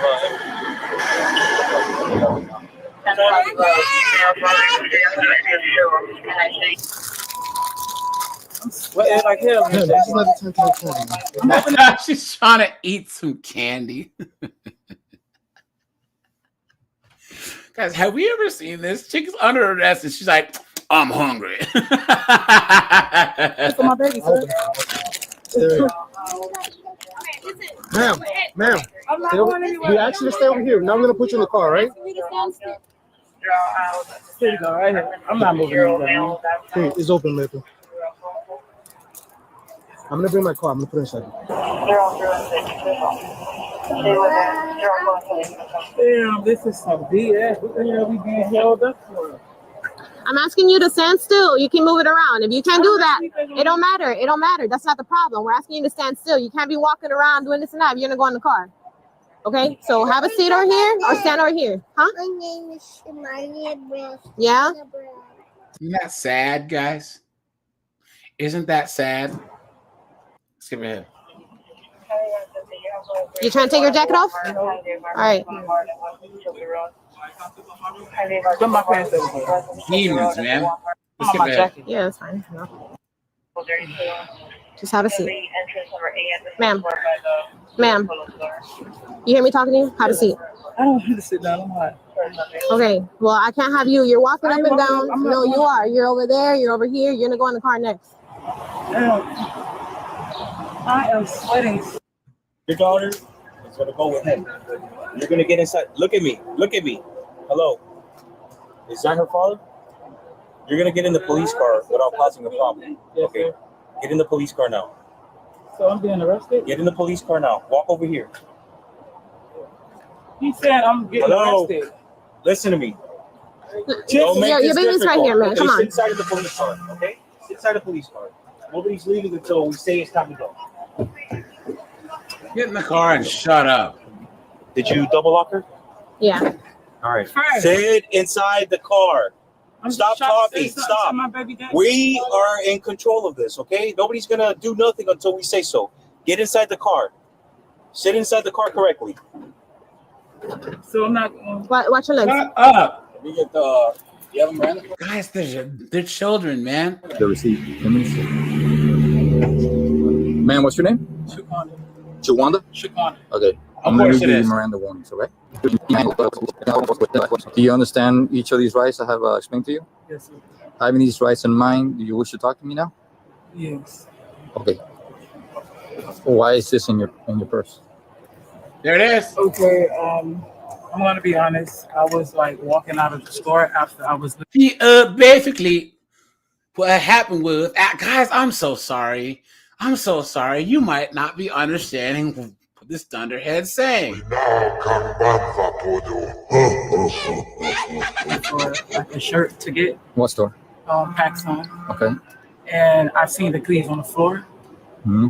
And instead of me being honest, I took the keys. Okay. And I'm not like that, honestly. The lie detector determined that was a lie. Okay. And I know that I did a bad decision. But what happened after you took the keys? I went and made a purchase. Where at? Foot Locker. Okay. And then what? That was it. That was it? Yes, sir. Okay.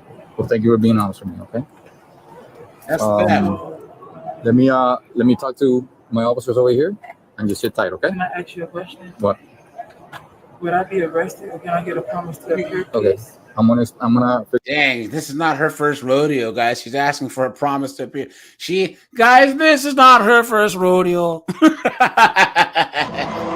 Do that out now. Just give me a few minutes, all right? Just be patient, all right? Oh, sorry, you all right? Please, sir. All right. Let me close the door and be patient with me, and I'll get with you, okay? Chiquanda. Yes, sir. Okay. Anything you want to tell me about the cash? Yes. Oh, and she took the cash out of the wallet too. Look at that. Sir. How about this? Sir. Yes. What do you want to tell me about this? What's that? I'm gonna go to jail. What? I'm asking you a question. Tell me about this. This is not yours. Okay. You sure, right? Yes, the dollars are mine. The dollars, but you don't recognize this. This is not yours. No, sir. Okay. Why is it in your wallet?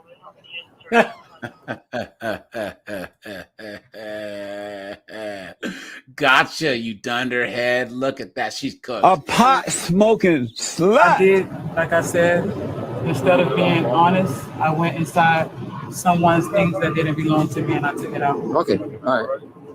All right. All right. So I got your card, your license. Okay. These are Those are the young the ladies. person that reported the thing. Okay. So I'm gonna give this back to Sir, her. please, can I get a promise All right. to appear? She's gonna do a search on you. Okay, real quick. She's got to pass search you really quick. Okay. I'm going to jail. Either way, you're still under arrest right now. Whether it's a PTA, you go to jail. It's still an arrest. Okay. So, you can just please for my baby, please. no, you kidding? She's safe right now. She's with her daddy. He's the father, right? Please, Okay. No. All right. Give me a moment. Can't come back. Okay? At least for a year. Okay. After, look, some of them on. Fraud is a How you felony, so you have to get the rider, right? What's the baby? All right, listen, pay attention. He's talking to you. You understand? Okay. If not, I will PTA, but not with the fraud. I can't do it. Okay.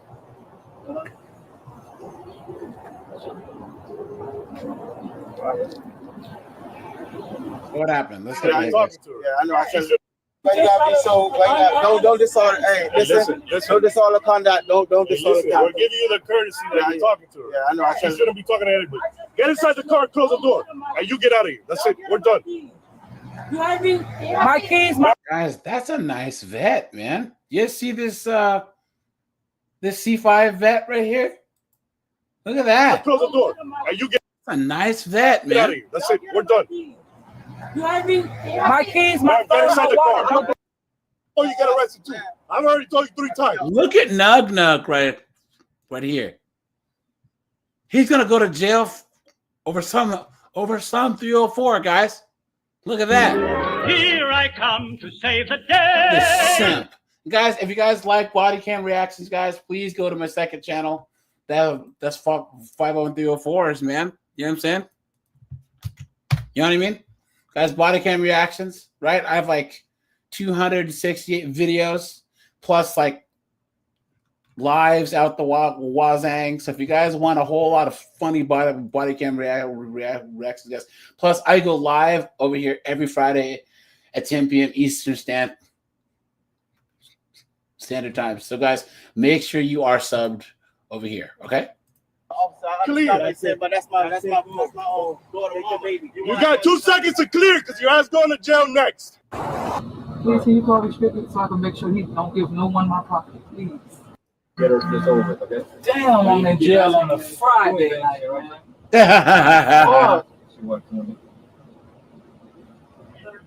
Look at that, guys. Idiot. But all right, you guys, I'm going to shut this bad boy down. You know? Guys, I appreciate all of the support. Guys, we have like 150, 160 people. I think 155 people. Guys, I appreciate you guys that are subscribed. All you guys that are hitting up the Cash App, all the members. Guys, we are almost at 16,500, guys. Appreciate that. Guys, we should probably hit 17K maybe in like the next month and a half. Guys, I appreciate that. I'm trying to end the year maybe at like 20 or 21K. Easy. And we can do it, guys. So, guys, I want you to know that I appreciate you guys. I really, really, really do. I will be live tomorrow at 4:30, guys, and I'll talk about Jeff St. James, second part of his interview. And then, guys, Jeff St. James will be on the channel Thursday at 9 p.m. But all right, you guys, I appreciate you guys. Thanks so much as usual, guys. You guys are the best. Bye, guys. Appreciate you.